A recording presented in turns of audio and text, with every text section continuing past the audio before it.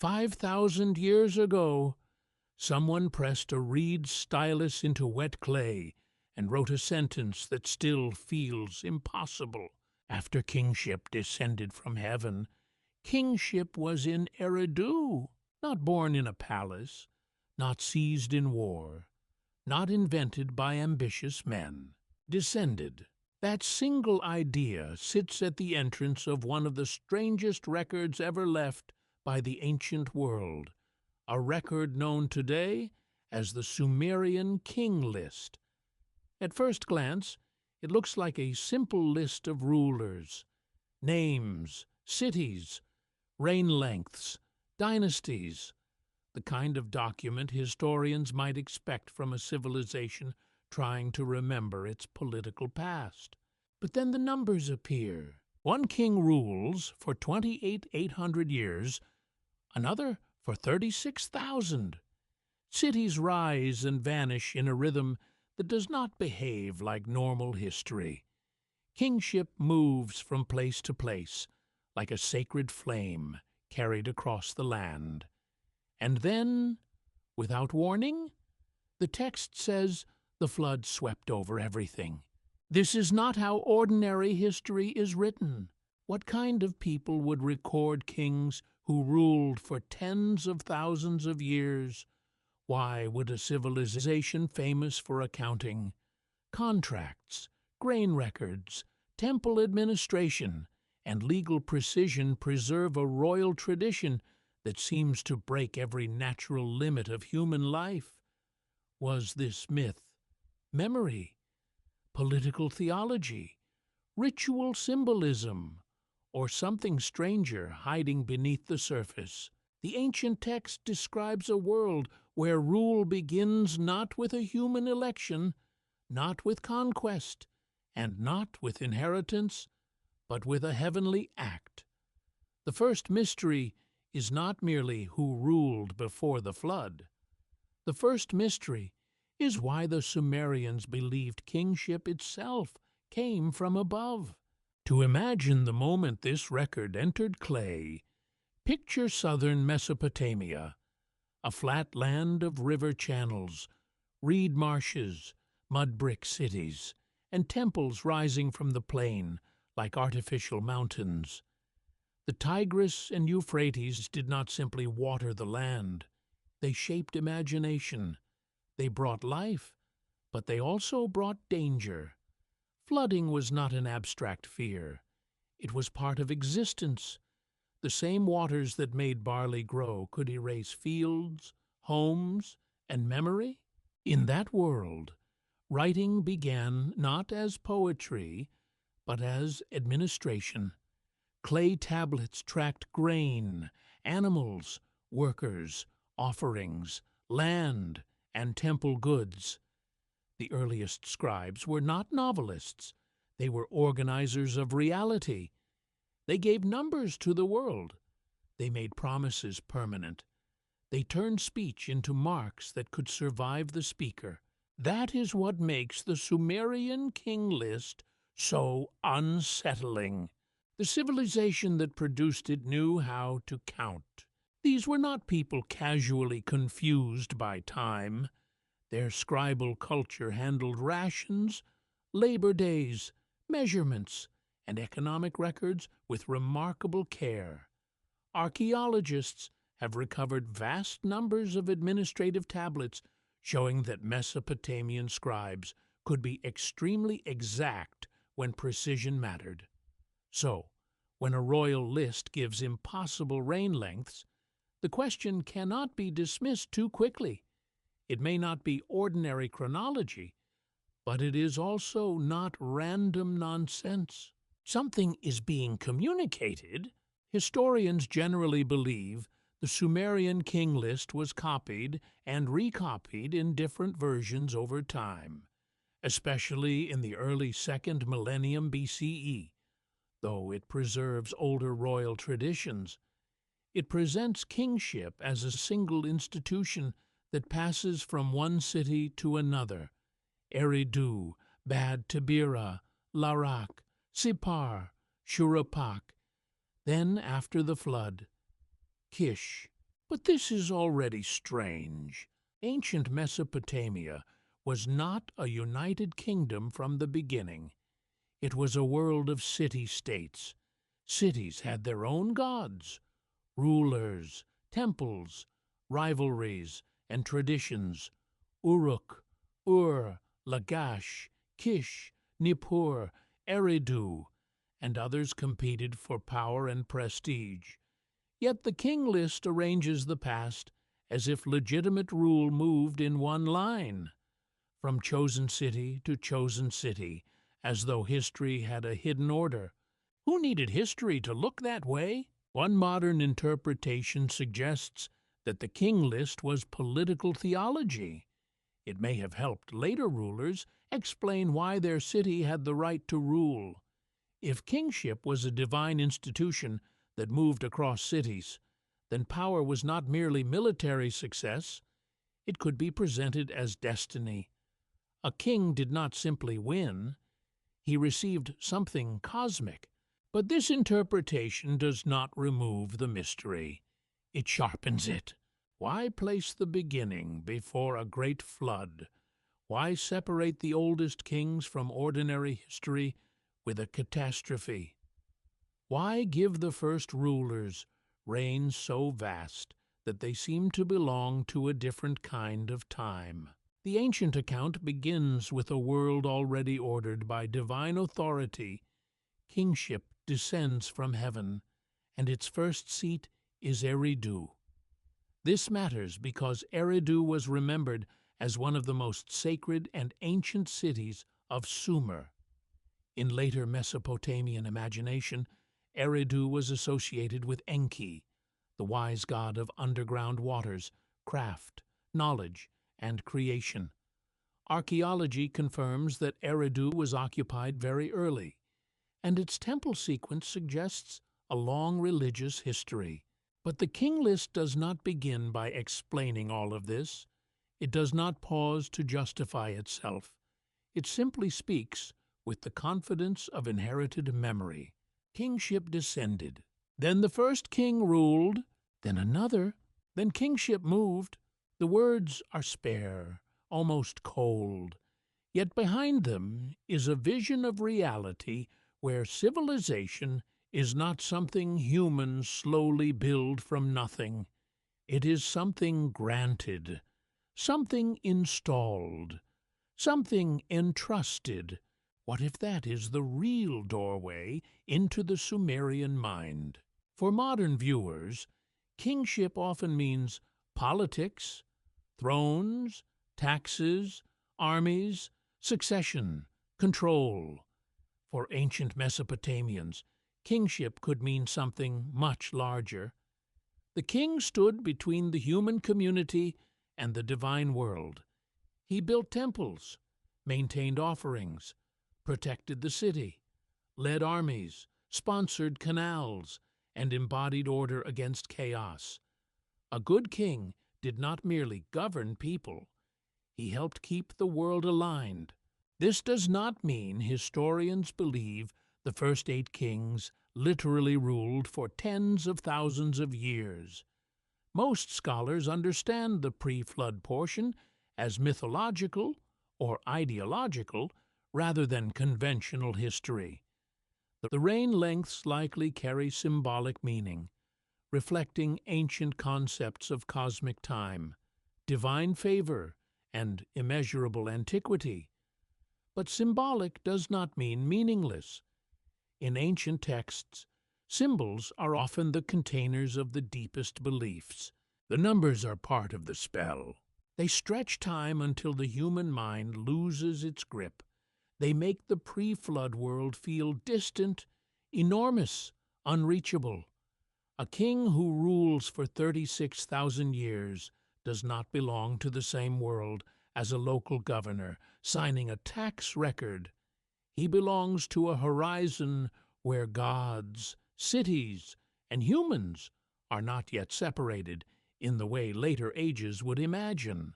Could the impossible numbers be a way of saying that the world before the flood was not merely earlier, but different? That possibility is where the King List becomes more than a list. It becomes a border stone between history and myth. On one side are names that scholars can sometimes connect with known dynasties, inscriptions, or archaeological contexts. On the other side are rulers who float in a twilight age.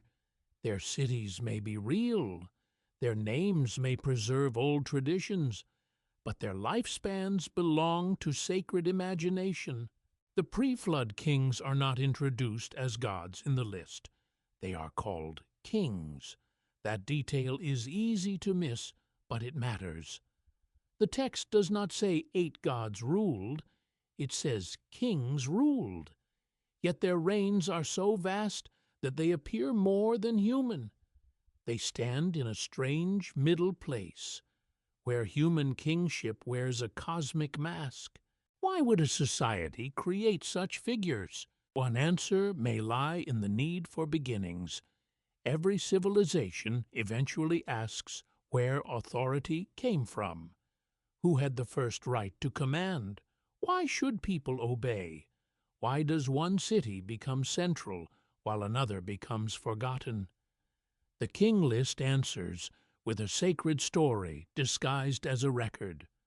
Authority did not begin in argument, it descended. But there is another layer.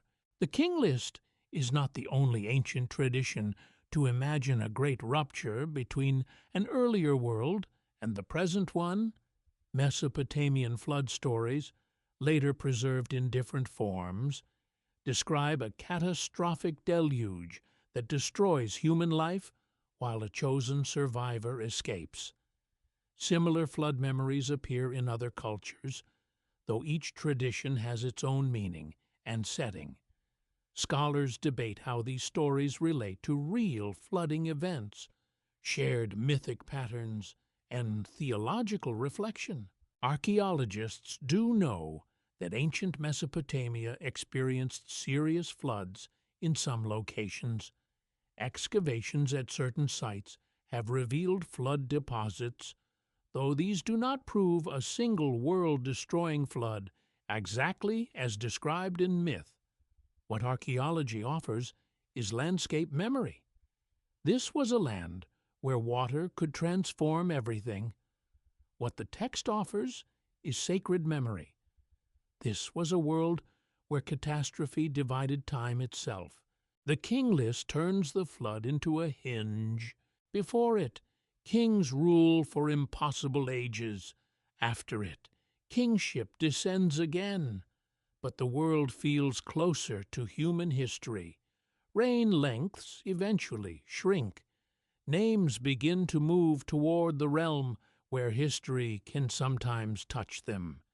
It is as if the flood does not only destroy cities, it changes time.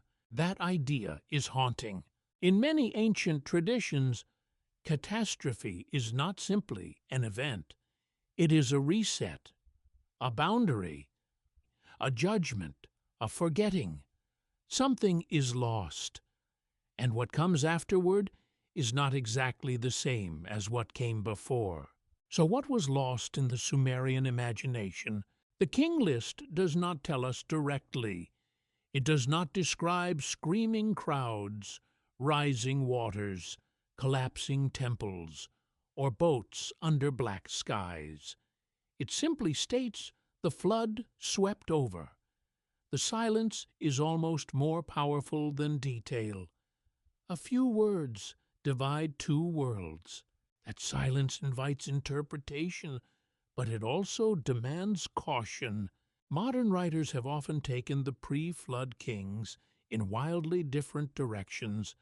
Some treat them as evidence of lost civilizations. Others imagine ancient astronauts, hidden technologies, or suppressed chronologies. These ideas can be fascinating as modern speculation, but they are not established by the tablets themselves. The responsible path is more mysterious, not less. The text is strange enough without forcing it to say what it does not say. What the ancient text describes is a sacred history of kingship before and after a flood. What archaeologists know is that Sumerian cities were real. Scribal culture was highly developed, and flood events shaped Mesopotamian life. What historians believe is that the King List combines memory, ideology, mythology, and political legitimation. What modern interpretations suggest is that the impossible reigns may encode a vision of time where divine order, kingship, and catastrophe are inseparable. And still, one detail refuses to fade. The list gives names, not merely ancient kings, not faceless ancestors, not anonymous rulers swallowed by myth. It preserves a sequence, a structure, a chain. It says that before the flood, kingship rested in specific cities and specific hands. This turns myth into something that feels almost archival. It is not a dream without borders. It is a dream with names, places, and numbers. Why would names matter so much? In Mesopotamia, to name something was to give it presence. Names could preserve memory, identity, authority, and destiny. A king's name carved in clay could outlive his bones, his palace, his city walls, and even his language. Clay could break, burn, sink, and sleep underground, but it could also return. That is exactly what happened. The tablet came back, not as a complete answer, but as a question pressed into earth. When modern eyes read the opening of the King List, they are not simply reading ancient propaganda or mythology. They are standing at the edge of humanity's oldest attempt to explain power, time, catastrophe, and remembrance. The record insists that before ordinary history, there was another age, an age ruled by 8 kings, an age ended by water, an age the scribes refused to let disappear. And if the first line says kingship descended from heaven, then the next question becomes unavoidable. Who were the first names chosen to carry it on earth? What kind of city is chosen as the first throne on earth when the gods decide kingship should enter the human world? The Sumerian record does not choose the strongest city. It does not begin with a place famous for conquest, walls, armies, or imperial power. It begins with Eridu, a city remembered not as a battlefield, but as a sacred beginning. This detail changes everything. If the ancient scribes wanted to describe power in ordinary human terms, they could have started with a warrior king. They could have placed the first throne in a city that dominated the land through force. Instead, the first seat of kingship appears in a place wrapped in water, temple ritual, divine wisdom, and creation memory. Eridu was not simply a location. In Mesopotamian imagination, it was one of the oldest centers of sacred order. The first king named there is Alulim, then comes Alalgar. 2 names stand at the opening of a world that feels older than memory. The text gives them reigns that no human body could endure. Alulim rules for tens of thousands of years. Alalgar also rules across a span that belongs not to ordinary life, but to mythic time. Yet the record does not introduce them with dramatic explanation. It does not say they were monsters, giants, gods, or spirits. It calls them kings. Why would the earliest kings be placed in Eridu? And why would their reigns be made so vast that they almost escaped the meaning of time? To understand the force of this choice, picture Eridu not as a glittering capital, but as a settlement rising from the southern Mesopotamian plain. Mud brick walls, reed houses, temple platforms built and rebuilt over generations, waterways winding through marsh and field, the horizon wide, bright, and unforgiving, the air carrying heat, dust, and the smell of wet clay. Modern archaeology identifies ancient Eridu with the site of Tel Abu Shahrain in southern Iraq.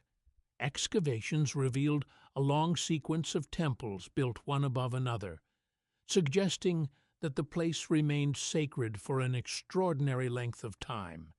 Each new building did not erase the older one completely. It rose over it, layer by layer, as if worship itself was becoming a mound. This is one of the most powerful images in ancient Mesopotamia, the sacred place that grows upward through repetition. A temple is built. It decays. Another is raised upon it. Another follows. Human generations pass, but the holy site remains. Memory becomes architecture. Devotion becomes earth. What if the first throne was placed in Eridu, because the city represented not political control, but the beginning of ordered life? Ancient Mesopotamian tradition closely associated Eridu with Enki, known later in Akkadian as Ea. Enki was a god of wisdom, craft, fresh water, deep knowledge, and the hidden powers beneath the world. His cosmic dwelling was linked with the Abzu, the mysterious subterranean freshwater deep. To people living between dangerous rivers and dry lands, water was never just water. It was life, fertility, cleansing, mystery, and threat.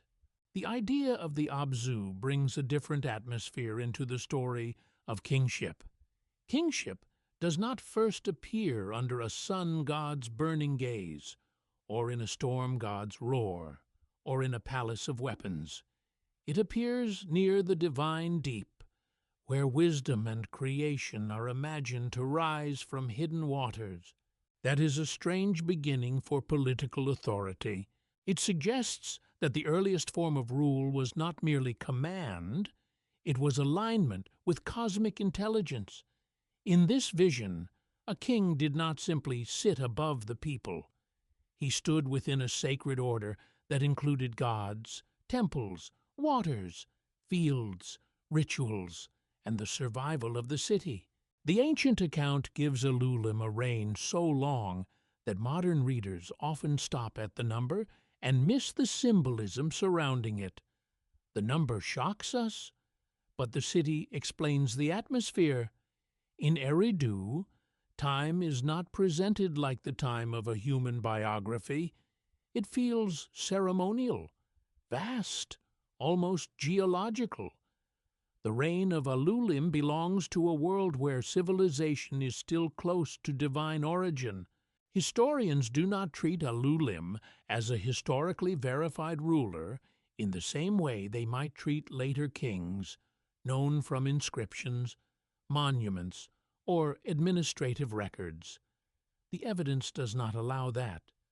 The earliest part of the King List belongs to mythic tradition, and the reign lengths make ordinary historical reading impossible. But ancient texts often preserve truth in forms that are not modern history. This does not mean every claim is literal.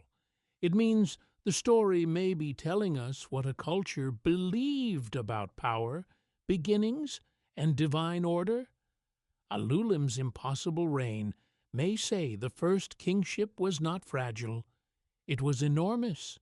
It was rooted in a time closer to heaven than to ordinary human memory.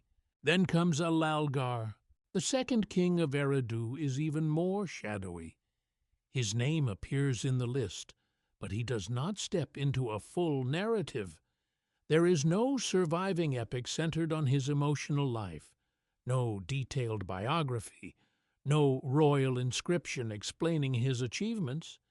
He is present like a name glimpsed through smoke, and that absence creates its own kind of mystery. Why preserve a name without preserving a story? In Mesopotamian culture, lists mattered. Lists organized the universe. There were lexical lists, god lists, city lists, professions, animals, stones, plants, stars, and rulers. To list something was to place it within an intelligible order. A list could be a map of reality. It could be an intellectual tool, a teaching device, or a sacred structure. The Sumerian King List may look dry on the surface, but its simplicity is deceptive. By placing Alulim and Alalgar at Eridu, it creates a foundation. These names become pillars at the entrance of memory. Even if their individual stories are lost, their positions remain. Could the absence of detail be intentional, or were longer traditions about them once known, then lost as tablets broke, libraries burned, and languages shifted? The silence around Alalgar reminds us how fragile ancient memory really is. We often speak about the Sumerians as if their world is securely in our hands. But what survives is only a fraction. Many tablets are broken. Many texts are copied from later periods. Many stories may never have been written down, or have simply vanished. What reaches us is not the full voice of the ancient world. It is an echo, carried through damage.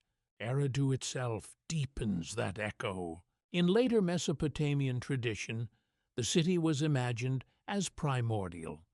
Some traditions connect it with the earliest divine arrangements of civilization. It is linked with sacred knowledge, ritual order, and the mysterious wisdom of Enki. This doesn't prove the literal existence of Alulim or Alalgar as historical kings with impossible lifespans, but it does show why Eridu was the perfect place for a beginning. A civilization asks, where did rule begin? The answer is not merely in a city. The answer is in a sacred city, beside the deep, under the guardianship of wisdom, where temple memory stretches downward through layers of time. This is where archaeology and mythology begin to speak in two different voices. Archaeology says Eridu was ancient, important, and religiously significant. It shows occupation layers, temple rebuilding, and the deep material history of a southern Mesopotamian site. Mythology says Eridu was the first seat of kingship, the place where heavenly authority touched the human world. Historical interpretation suggests that placing kingship at Eridu gave the institution an aura of sacred antiquity. It made kingship older than politics, older than empire, older than the rivalries of later cities. It placed authority at the threshold of creation memory. Modern speculation sometimes goes much further, imagining Alulim and Alalgar as survivors of lost ages, rulers of forgotten civilizations, or beings not quite human. These ideas can be compelling as mystery storytelling, but they go beyond what the tablets and archaeology can establish. The safer mystery is also the deeper one. Why did the Sumerians themselves frame political order as something descending into a sacred landscape? There is another question hidden inside Eridu's water symbolism.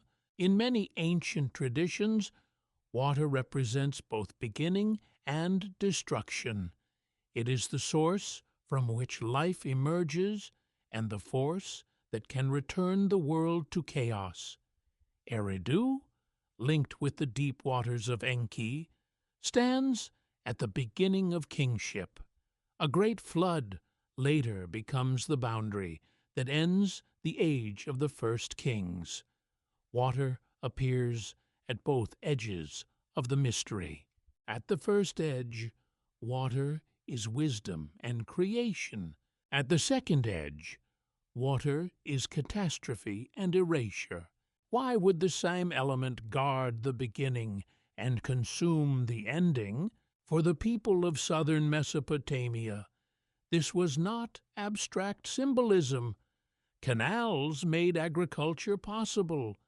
Irrigation sustained cities. Marshes provided reeds, fish, birds, and transport. But uncontrolled water could ruin fields, weaken buildings, spread disease, and destroy settlements. Human survival depended on managing water, and managing water required organization. Organization required leadership. Leadership required legitimacy. So perhaps the choice of Eridu reveals something practical beneath the mythic surface.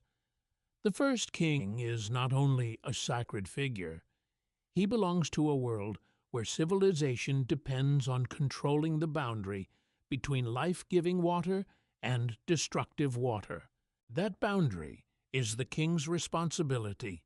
The king must build, regulate, offer, repair, command, and protect.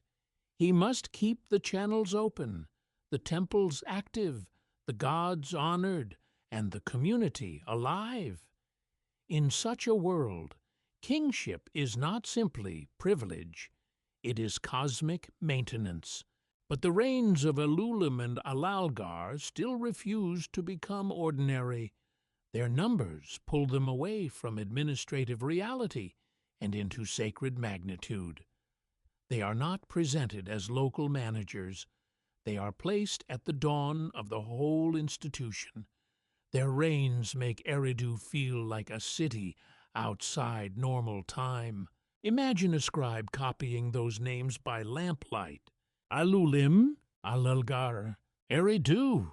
The signs press into clay, and with them comes a memory that cannot be checked against a royal tomb or a palace inscription.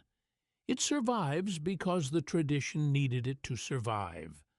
The names mattered because they carried the weight of origin. Yet Eridu does not keep kingship forever. The sacred flame moves, and that movement is disturbing. If Eridu was the first chosen city, why did kingship leave? Did divine favor shift? Did the story preserve memories of political change? Did each city in the list represent not only a dynasty, but a different stage in how ancient Mesopotamia imagined civilization itself? The first throne rises beside the deep waters, under the shadow of wisdom, in a city built layer upon layer over sacred ground. Two kings stand there with impossible reigns and almost no surviving story. Their silence is not empty. It is a doorway, and if kingship began in Eridu, why was the first city of divine authority not allowed to remain the center of the world?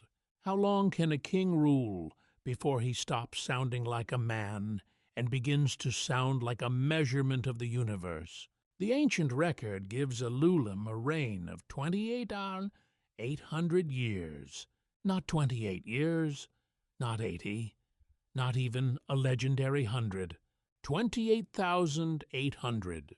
The number is so large that the modern mind almost rejects it instantly. It feels impossible, and because it feels impossible, many people rush past it. They treat it as exaggeration, fantasy, or ancient confusion. But that reaction may close the door too quickly. The Sumerians were not careless with numbers. Their world depended on calculation. Fields had to be measured, grain had to be counted, labor had to be assigned, offerings had to be recorded. The movement of goods, animals, workers, and temple property filled thousands of clay tablets. So when a scribe wrote that a king ruled for 28,800 years, the mystery is not whether the number is biologically possible. It is not. The deeper question is why such a number was chosen. Ancient Mesopotamian mathematics used a sexagesimal system based on the number 60. The shadow of that system still lives in modern timekeeping. 60 seconds in a minute, 60 minutes in an hour, 360 degrees in a circle, whether people notice it or not. A piece of Mesopotamian numerical thought still structures the way the modern world measures time, angles, and cycles. That makes the long reigns feel different. Alulim's 28,800 years is not just a random fantasy number. It can be understood as 8 units of 3,600. In Mesopotamian numerical language, 3,600 was a major large unit, often called a sar in modern discussions. Alilgar's reign is often given as 36,000 years, which corresponds to 10 such units. These numbers have structure. They are not the kind of numbers a person invents casually in a moment of excitement. They feel formal, patterned, ceremonial. What if the reign length is less like a birthday count and more like a sacred mathematical garment? This possibility changes the emotional shape of the text. The first kings may not be described through human time at all. They may be described through cosmic time, a kind of duration meant to separate the earliest age from ordinary memory. The numbers create distance. They push the first rulers so far beyond common experience that they become inhabitants of a world no living witness could challenge. A reign of 28,800 years makes a king unreachable. No rival tradition can easily say, "No, he ruled only 10 years." The number removes the ruler from ordinary argument. It places him in a mist of sacred antiquity. He becomes less like a political administrator and more like a pillar at the edge of creation memory. But why would ancient scribes want the origin of kingship to feel unreachable? One historical interpretation suggests that such enormous reigns were a way of magnifying the prestige of early kingship. The first rulers belonged to an age imagined as closer to divine order, so their reigns were expanded beyond normal human scale. The longer the reign, the greater the aura. The greater the aura, the more powerful the idea that kingship itself was ancient, cosmic, and sanctioned by forces beyond human debate. Yet that explanation still leaves a shadow. If the numbers are symbolic, what do they symbolize? Some scholars view the pre-flood reign lengths as part of a mythic pattern common in ancient Near Eastern traditions.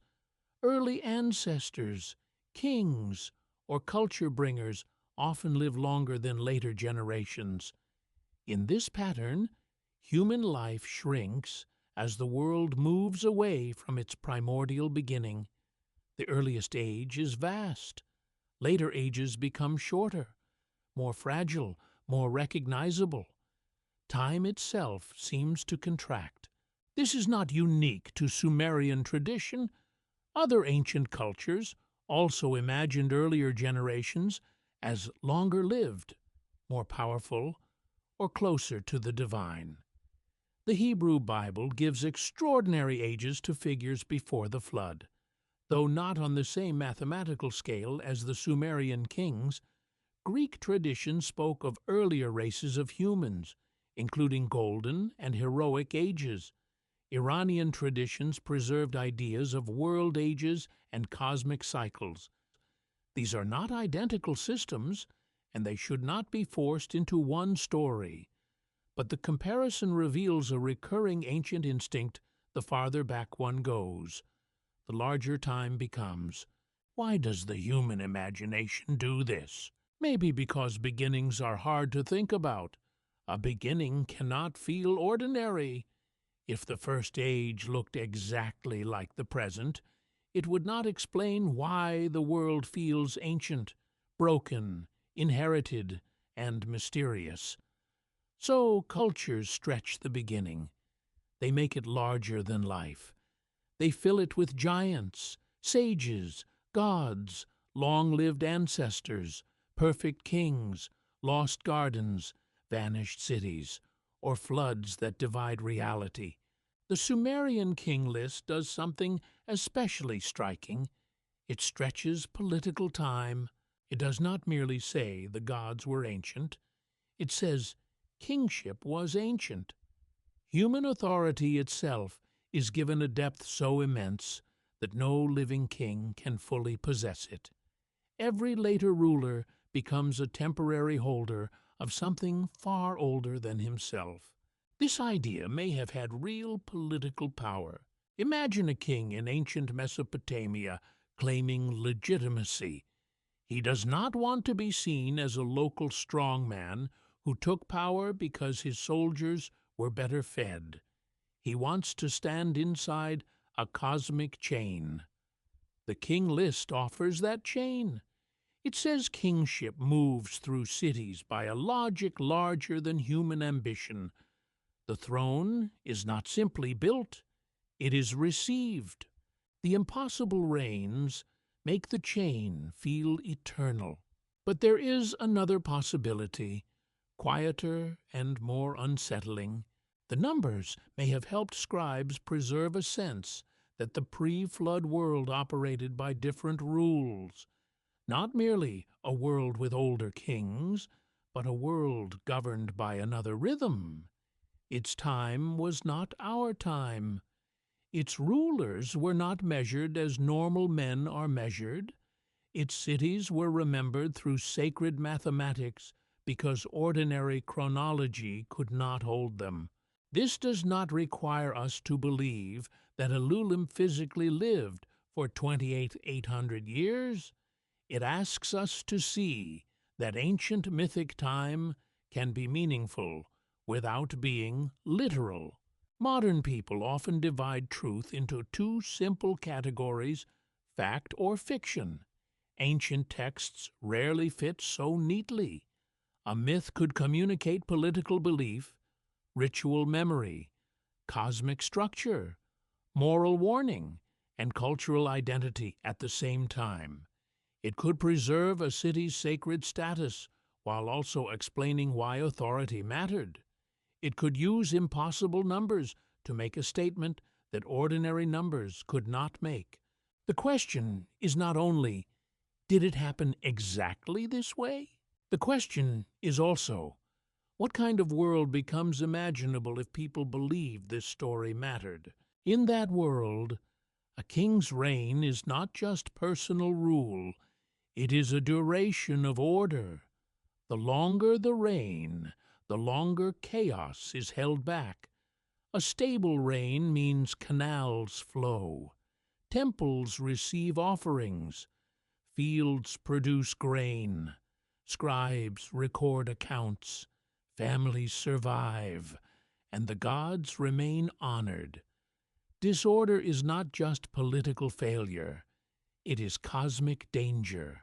So when the first reign is given as 28,800 years, perhaps the text is imagining an almost perfect stability at the dawn of kingship, a world where rule does not flicker and fail after one generation, but stretches across a vast sacred horizon. Yet perfection is never secure in Mesopotamian thought. The world of the gods is powerful, but not simple. Divine beings disagree. Cities rise under patron gods and fall under judgment. Humans are created, favored, burdened, tested, and sometimes destroyed. Order exists, but it must be maintained. The length of Ululim's reign may feel magnificent, but it also creates tension.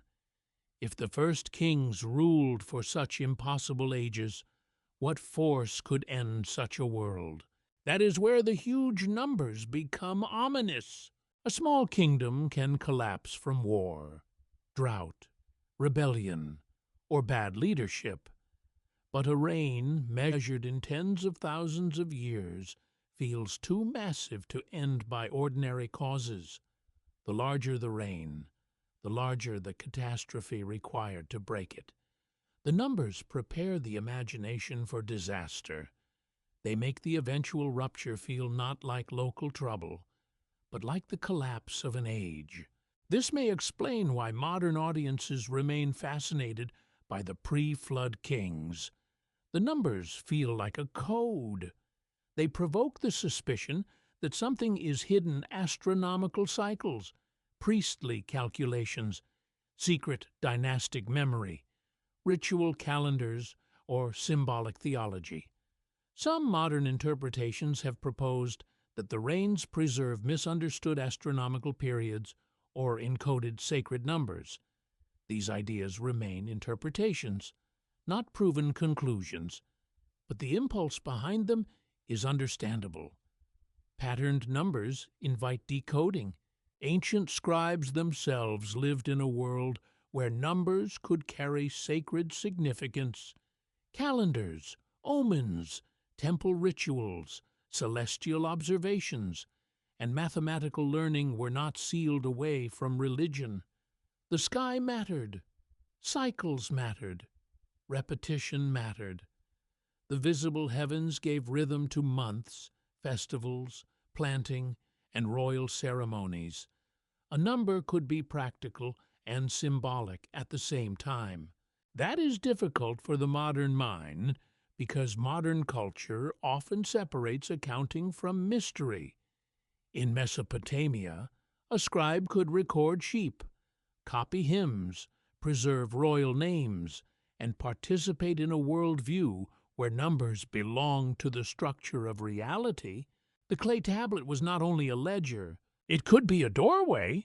Alulim's reign stands at that doorway. The number 28800 does not invite belief in a normal human lifespan.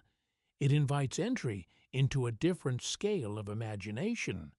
It says, do not measure the first age with the small ruler of ordinary years. Something larger is being remembered, claimed, or constructed. But what? A political message, a theological vision, a memory magnified by centuries of retelling, a sacred number system wrapped around royal tradition, a way of making kingship appear older than every living city. Perhaps the greatest clue is not that the number is impossible, it is that the number is orderly. It has shape. It belongs to a system. It looks less like madness and more like design. And design always raises the same disturbing question.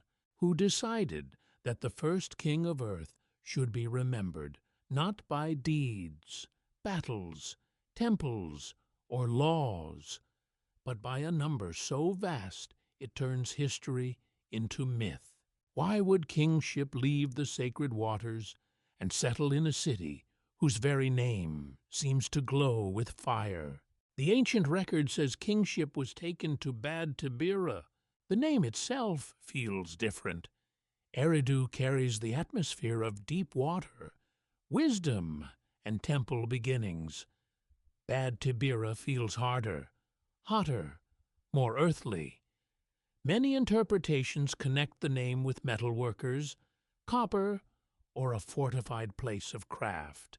Even if the exact meaning is debated, later tradition remembers it as a city linked not only with rule, but with making, shaping, burning, and transforming. That shift matters. The first throne stands near divine wisdom.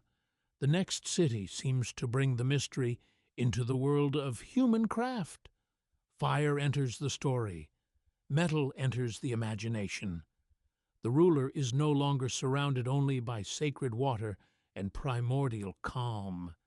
Now the scene changes to furnaces, tools, walls, artisans, and the dangerous brilliance of transformation. What kind of kingship belongs to a city of makers? The Sumerian King List names 3 rulers at Beit Tibira: Enmenlu-Ana, Enmengal-Ana, and Dumuzi the shepherd. Together, they create one of the most intriguing clusters in the entire pre-flood tradition. Their reigns remain impossibly vast, but the texture around them changes.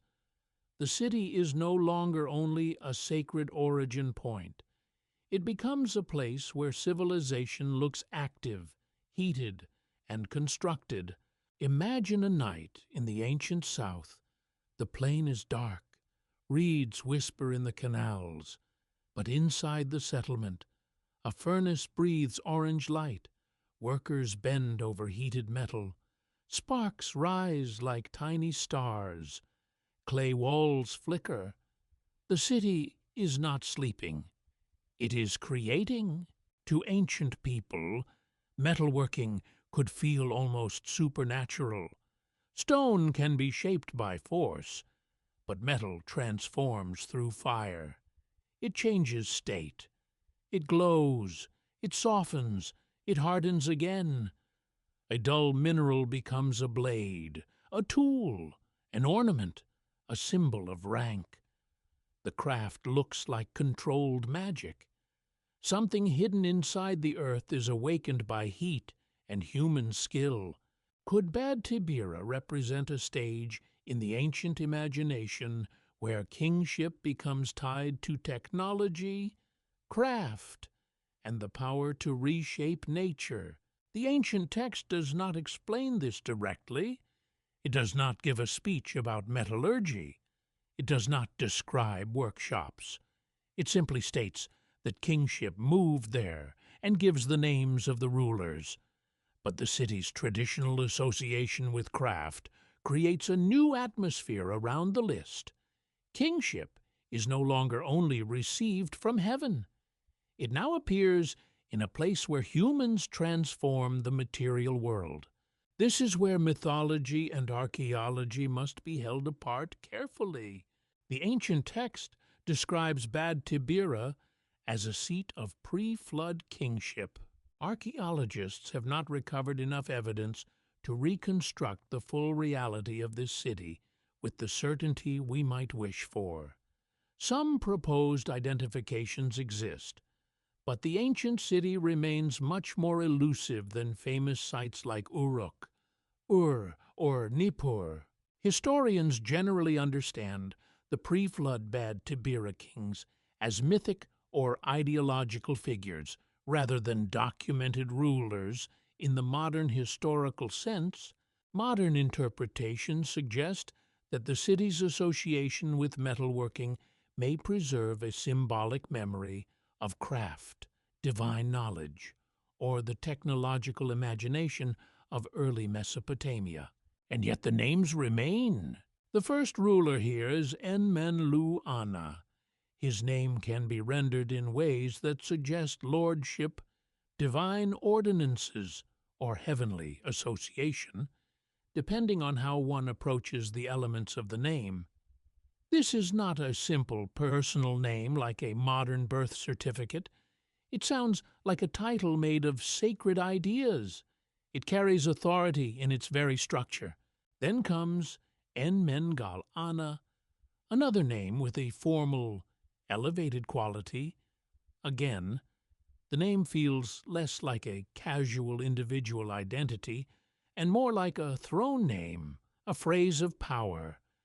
These kings do not step toward us as ordinary personalities. They appear as silhouettes carved out of sacred language. That is important for the documentary imagination. The earliest kings are not remembered through anecdotes. No childhood story, no battle scene, no palace intrigue, no confession. Instead, they are remembered through name, city, and duration. The text reduces to essentials, and because of that, each element becomes heavier. The city matters, the name matters, the number matters, The silence around them matters. What if the silence is not a failure of memory, but part of the effect? A sparse record can feel more ancient than a detailed story.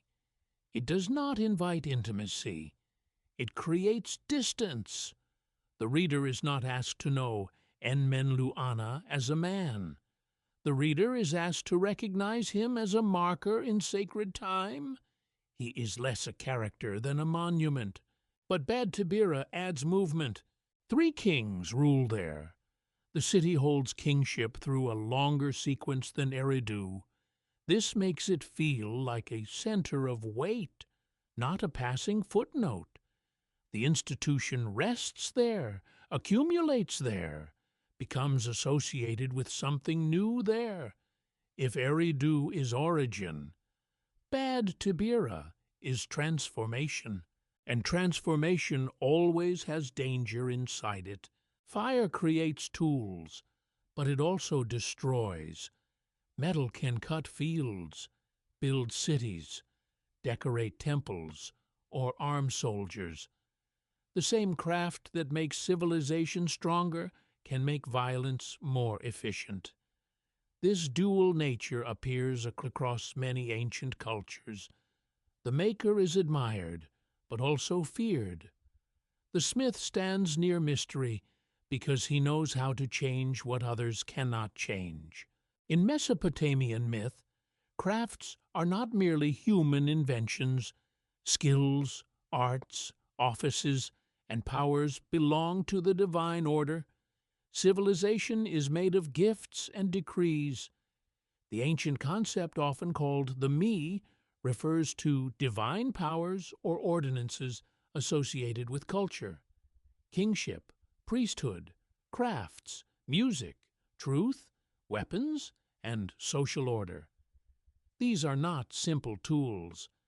They are the invisible patterns that allow civilization to exist. Now look again at Bad Tibira. A city associated with craft becomes a seat of kingship. Names filled with sacred authority rule for unimaginable spans. The institution that descended from heaven is now connected with the making of human civilization. This does not prove a hidden technology. It does not prove a lost industrial empire. But it does reveal how deeply the Sumerian imagination linked power with divine order and skilled transformation. Could the list be telling a symbolic history of civilization itself? First, sacred order is established. Then craft and transformation appear. Then a shepherd enters the royal sequence, bringing another layer entirely. That shepherd is Dumuzi. In the King List, Dumuzi is named as a ruler of Bad Tibira, often called the shepherd. This is one of the most striking moments in the record because Dumuzi is not only a royal name. In later Mesopotamian mythology, Dumuzi becomes a deeply important divine figure associated with shepherding, fertility, love, loss, and the underworld. His traditions are complex, emotional, and far more developed than the bare King List entry suggests. But here, he stands in the city of Bad Tibira as a king. Why would a shepherd appear in a city associated with metalworking and craft? The contrast is powerful. Fire and flocks, furnaces and pastures, metalworkers and shepherds. The image is almost contradictory, yet ancient Mesopotamia lived through such combinations. Cities depended on fields, herds, canals, workshops, temples, and trade. A king could be imagined as shepherd because ruling meant guiding, protecting, feeding, and preserving the people. The shepherd was not a low image in royal ideology. It was one of the most enduring metaphors for just rule. A bad shepherd loses the flock. A good shepherd keeps life moving. This gives Dumuzi's appearance a double charge. As a king, he belongs to the chain of pre-flood authority. As a shepherd, he suggests care, fertility, and living abundance. As a later divine figure, he opens a doorway into mythic death and return. The King List does not explain the contradiction. It simply places him there and lets the tension remain. The tension may be exactly why the name survived. Dumuzi feels like a bridge between categories. He is royal, pastoral, divine, human, remembered, transformed. He does not fit neatly into one box. In a record already balanced between history and myth, he becomes one of its most mysterious names. But this creates a problem for modern interpretation. When a figure appears in multiple traditions, which version comes first? Was Dumuzi originally a deified king, a shepherd god later placed into a royal list, a mythic figure adapted for political memory? A name shared by more than one tradition. Scholars debate such questions carefully, and the available evidence does not allow a simple answer. What can be said is that Dumuzi's presence in the pre-flood sequence makes the boundary between kingship and divinity feel unusually thin. That thin boundary is one of the secrets of the ancient world. Modern culture often separates politics, religion, economics, and mythology. Ancient Mesopotamia did not arrange reality in the same way. A city's god mattered to its politics. A temple could shape its economy. A king's legitimacy could depend on ritual. A myth could explain why one office, one city, or one social order existed. The world was woven together. Bad Tabira reveals that woven world through only a few lines. It gives us a city of craft. It gives us names shaped like sacred titles. It gives us a shepherd whose memory will later become one of the most emotionally charged figures in Mesopotamian religion. It gives us reigns that still refuse ordinary time. And it gives us no explanation. That lack of explanation is not emptiness. It is pressure. The viewer is forced to ask what sort of memory is being preserved. Is this a political map disguised as myth, a religious genealogy of authority, a symbolic sequence of civilization's powers, a memory of ancient cities arranged into sacred time, or a scribal attempt to make the past feel ordered when the true origins of kingship were already lost? The strangest part is that Bad Tabira does not feel like a simple continuation of the first throne. It feels like a change in the nature of the world. Water gives way to fire. Origin gives way to craft. The sacred city gives way to the transforming city. Then, at the center of that heat, a shepherd king appears with a name that will echo through hymns, laments, rituals, and underworld stories. The record offers no drama, yet drama is everywhere beneath the surface. A throne passes into a city of makers. Two shadowy kings rise and vanish into sacred numbers. Then Dumuzi steps forward, carrying a title that sounds gentle but hides a much darker destiny. Why would the Sumerian tradition place one of its most haunting divine figures among the rulers who lived before the flood? What happens when a king in an ancient royal list begins to look less like a ruler and more like a wound in the memory of a civilization? Dumuzi enters the Sumerian record with a simple title, The Shepherd. At first, that sounds peaceful. A shepherd watches over flocks.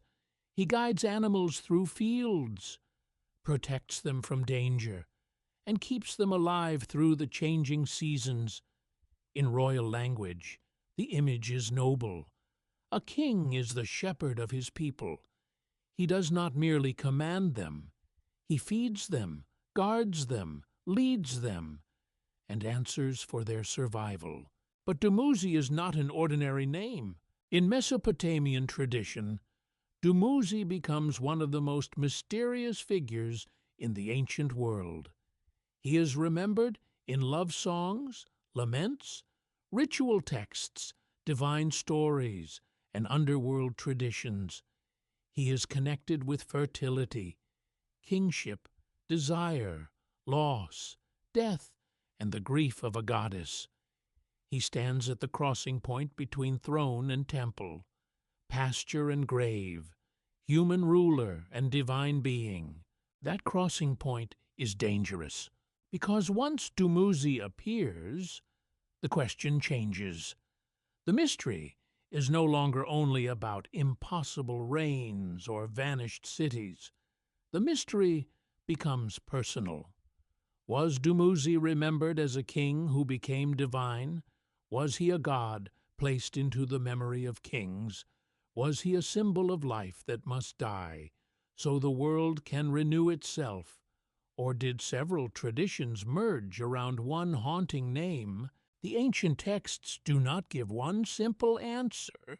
They give fragments. One fragment presents Dumuzi as a shepherd king.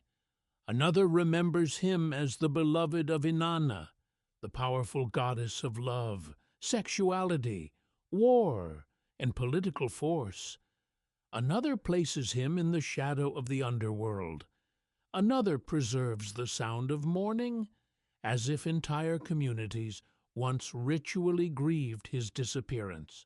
Picture a Sumerian city during a ritual season. The streets are dusty. The temple courtyard is crowded. Women raise laments. Priests recite words older than their own grandfathers. A divine name is spoken again and again. Dumuzi is not merely remembered. He is mourned. Why would a civilization mourn a king from the age of myth? The mythological Dumuzi is best known through traditions involving Inanna. In one of the most powerful Mesopotamian stories, Inanna descends to the underworld, the realm of her sister Ereshkigal. She passes through gates, loses symbols of power, is struck down, and becomes trapped in the land of the dead. To return, a substitute must take her place. When she comes back to the world above, she finds Dumuzi seated in splendor rather than mourning her absence. In some versions, this becomes the reason he is seized and taken below.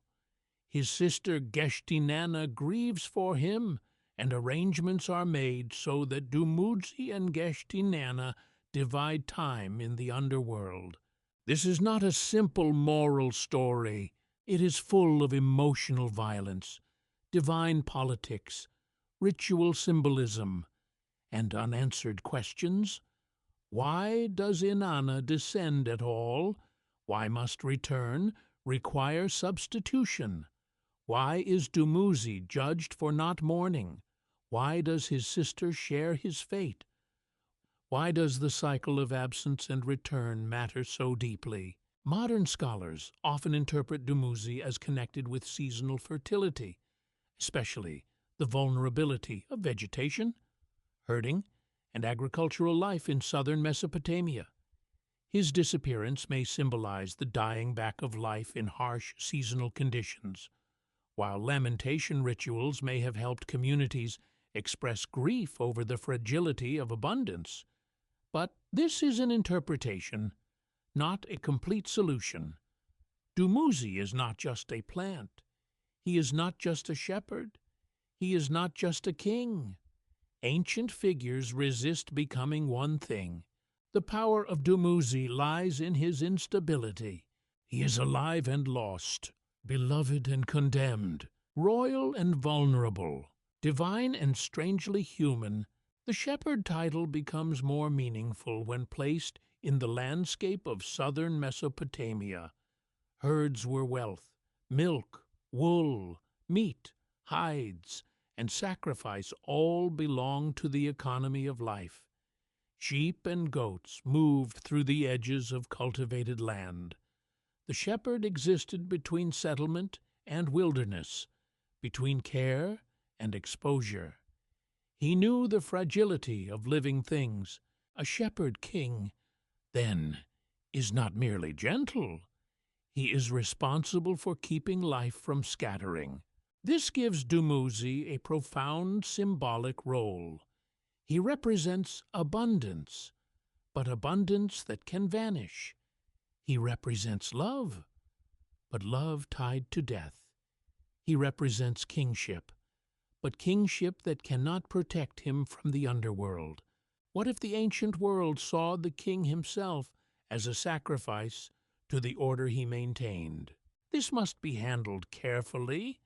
The surviving texts do not prove that Sumerian kings were literally killed in imitation of Dumuzi as a regular practice. But ritual kingship in Mesopotamia could be deeply symbolic. The king's body, role, and relationship with the gods mattered. Royal ceremonies, temple rites, sacred marriage traditions, and hymns could connect the ruler with divine drama. The so-called sacred marriage tradition is especially important. In some Sumerian texts, a king is ritually associated with Dumuzi and united symbolically with Inanna. The exact historical performance and meaning of these rites are debated by scholars, but the texts suggest that royal legitimacy, fertility, sexuality, divine favor, and political order could be woven together. This is a world where love poetry can also be state theology. The goddess desires, the king is chosen, the land becomes fertile, the city receives blessing, the bedchamber becomes cosmic, the private image becomes public power. To modern ears, this may sound strange, but to ancient Mesopotamians, fertility was not a decorative theme, it was survival. If the fields failed, people starved. If flocks died, wealth vanished. If canals broke, cities weakened. If the gods withdrew favor, the entire order of life trembled. So a divine lover like Dumuzi was not merely romantic, he was connected to the pulse of the land. And still he dies. That is the unsettling part. Dumuzi's importance does not protect him from descent. In fact, his importance may be the reason his descent matters. A minor figure could disappear without shaking the imagination. Dumuzi disappears, and the world mourns. The ancient laments for Dumuzi preserve an emotional tone unlike a dry royal list. They are filled with loss, searching, crying, and absence. The land seems to feel his removal. The goddess, the sister, the mother, the community, all circle the wound of his fate. This is not the language of administration. This is grief turned into ritual memory. Could that grief preserve something older than the written tablets themselves? Some traditions may have circulated orally for generations before scribes fixed them in clay. Songs, laments, and ritual performances often live in human bodies before they live in archives. By the time a text is copied, the story may already be ancient. Dumuzi may be one of those figures who came from the deep oral world, carrying layers that cannot be easily separated. There is another complication. Mesopotamian tradition includes more than one Dumuzi. The royal lists mention Dumuzi the shepherd in the pre-flood sequence, and also another Dumuzi, often associated with fishing and a different city, in a later royal context. This raises a fascinating problem. Are these separate figures local traditions with the same divine name? different memories fused by scribes, or signs that Dumuzi was not merely a person, but a role, title, or sacred pattern that could attach to more than one king. The ancient world was comfortable with layered identities. A god could have local forms. A myth could exist in multiple versions. A name could carry divine resonance across cities and centuries. Modern readers often want one clean biography. Ancient tradition often gives a constellation. Dumuzi is a constellation. One star is shepherd kingship. One star is divine love. One star is the underworld. One star is ritual mourning. One star is fertility and seasonal loss. Together, they form a shape that ancient people recognized, even if modern people cannot fully reconstruct it. This is why Dumuzi is so important to the mystery of the pre-flood kings. He breaks the illusion that the King List is only a political document. His name opens into myth, ritual, sexuality, death, agriculture, and cosmic renewal. He shows that kingship in ancient Sumer was never only government, it was drama, it was theology, it was the fragile hope that human order could be joined to divine life.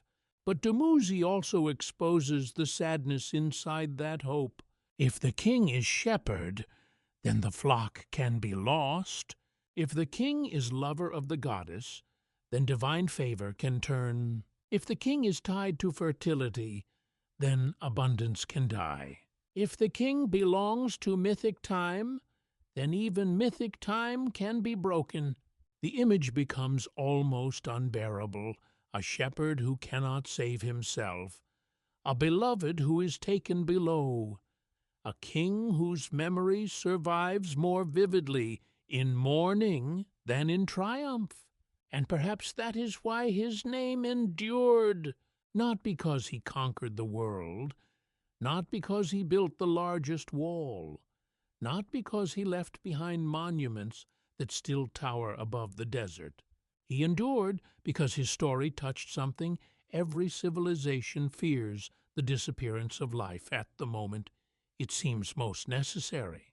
Dumuzi reminds us that ancient Sumerian religion was not only about power from heaven, it was also about loss beneath the earth.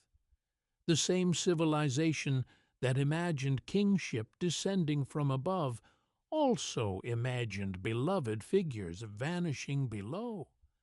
Authority and grief belonged to the same sacred universe.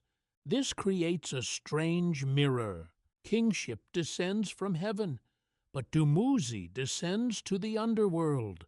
The throne comes down as a gift, but the shepherd is taken down as a substitute. The world receives order, but order demands a price. That pattern is not stated openly in the royal list. It emerges only when Dumuzi's wider mythology is allowed to cast its shadow across the name. The result is not certainty. It is a deeper uncertainty. The text gives us a king. The myths give us a dying divine figure. The rituals give us lament. The historians give us careful interpretations. The modern imagination asks whether the Sumerians were preserving a memory of sacred kingship that was always tied to sacrifice, renewal, and death. Standing in that uncertainty, Dumuzi becomes one of the most powerful names among the eight.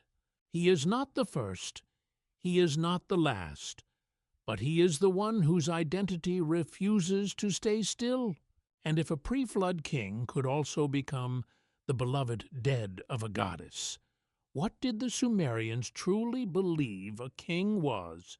Why does one city appear in the sacred record like a door opening for only a moment, then vanish almost completely back into the dark? Larak receives kingship. One king rules there. His name is Ensipad Zid Ena, Then the royal movement continues. No long sequence of rulers, no famous temple ruin rising in the modern imagination, no flood of surviving stories surrounding its throne, just a city, a single king, an impossible reign, and silence. This silence is not empty. It is one of the most unsettling parts of the pre-flood tradition.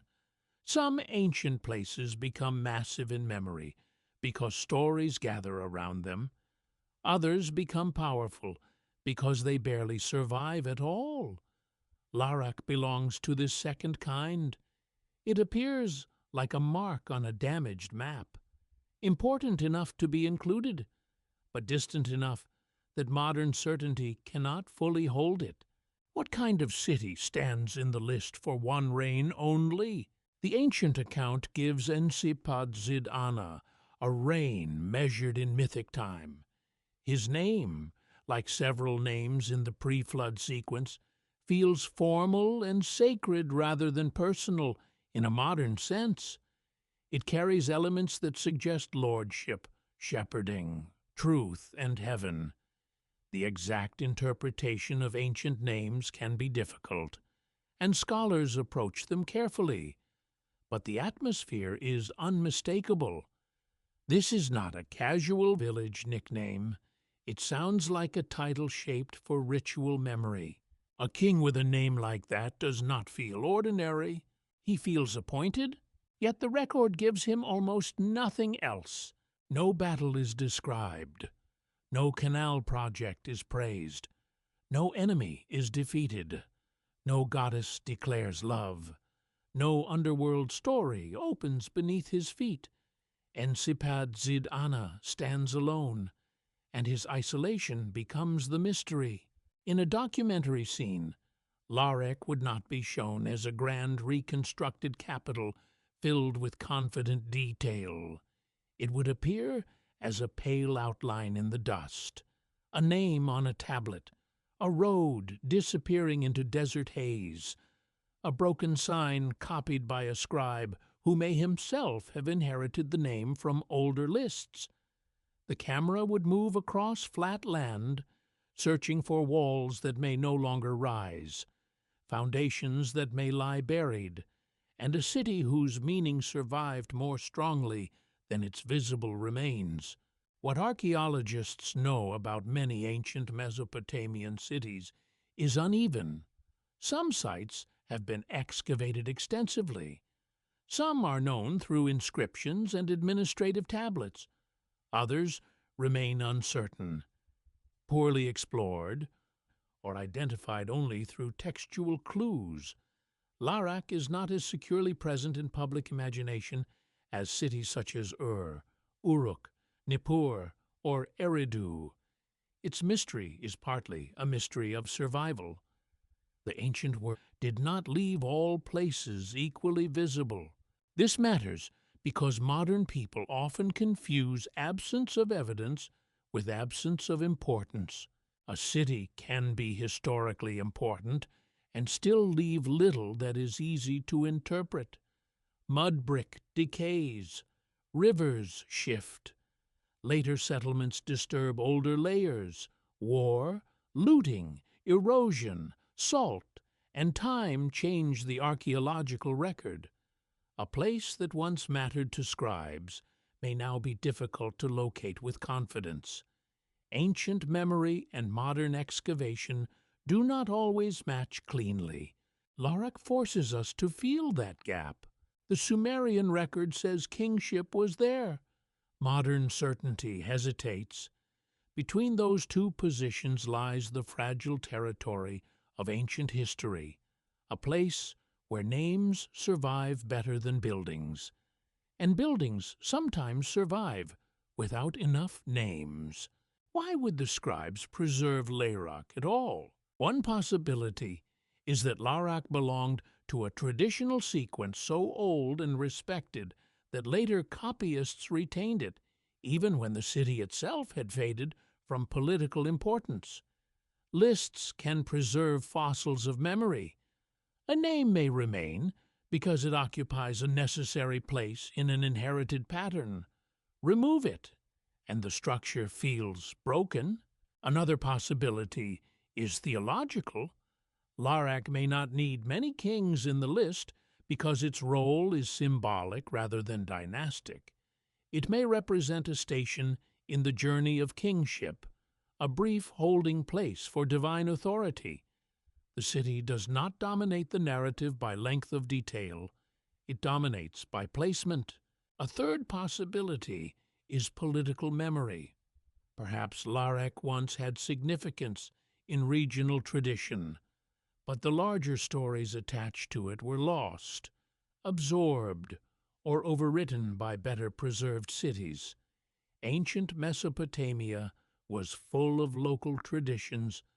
Not every city's myths survived with equal strength. The archive that reaches modern readers is not a fair archive.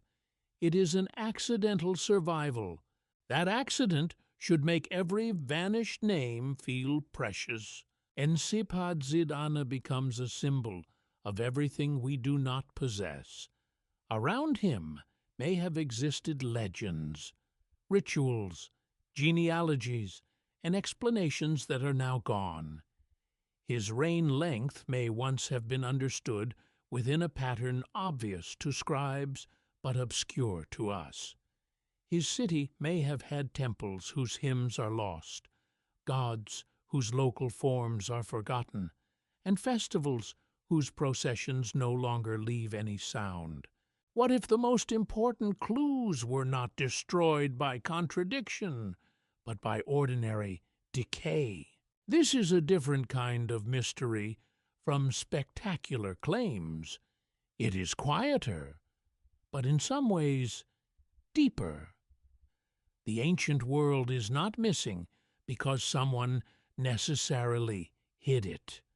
Much of it is missing because clay broke, reeds rotted, floods shifted soil, and human attention moved elsewhere.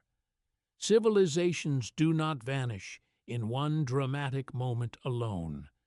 They vanish through thousands of small losses. A tablet falls from a shelf. A roof collapses. A city is abandoned. A language stops being spoken.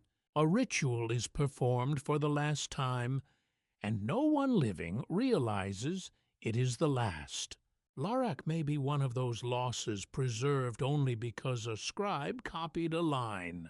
The single king also raises a question about how the Sumerians imagined authority moving between cities. If kingship was a divine institution, why would it rest in one place for only one reign in ordinary politics?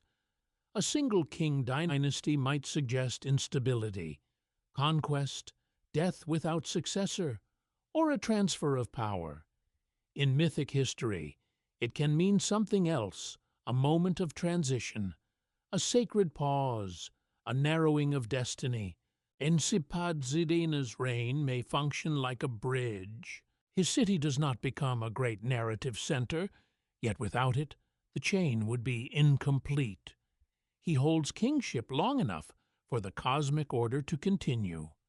Then it passes onward. The reign length itself intensifies the paradox.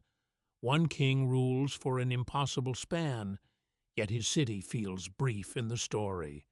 A huge duration is attached to a tiny textual presence. The result is strangely haunting. Thousands upon thousands of years are compressed into a few words. How can so much time leave so little story? This is one of the emotional shocks of ancient texts. A life can be reduced to a name. A city can become a line. A sacred age can survive as a number. To modern viewers, this feels almost cruel. We want detail. We want faces. We want motives. We want scenes. The ancient list gives structure instead. But structure was meaningful. The placement of Larak suggests that the old tradition was not simply interested in fame, it was interested in order. Each city receives kingship, each ruler holds it. The chain remains intact. The purpose is not biography. The purpose is continuity. Continuity was sacred because the world was fragile. In Mesopotamian thought, chaos was never far away. Flood, drought, invasion, disease, crop failure, divine anger, and political collapse haunted the imagination. A list of kings could reassure listeners that rule had a pattern, even when history looked broken. It said that power did not merely scatter randomly, it moved according to a hidden design. Larak's single reign tests that design. It asks the listener to trust the pattern even when the evidence feels thin. Modern interpretation must remain careful. There is no need to invent palaces or lost machines beneath Larak's name. There is no responsible reason to pretend we possess a detailed history of Ensipat-Zid-Ana. The real mystery is not improved by fabrication. It is powerful precisely because so little remains. The ancient text describes one king ruling in Larak before kingship moves again. Archaeology offers limited clarity compared with better-known Mesopotamian cities. Historians see this part of the king list as mythic royal tradition, not verifiable biography.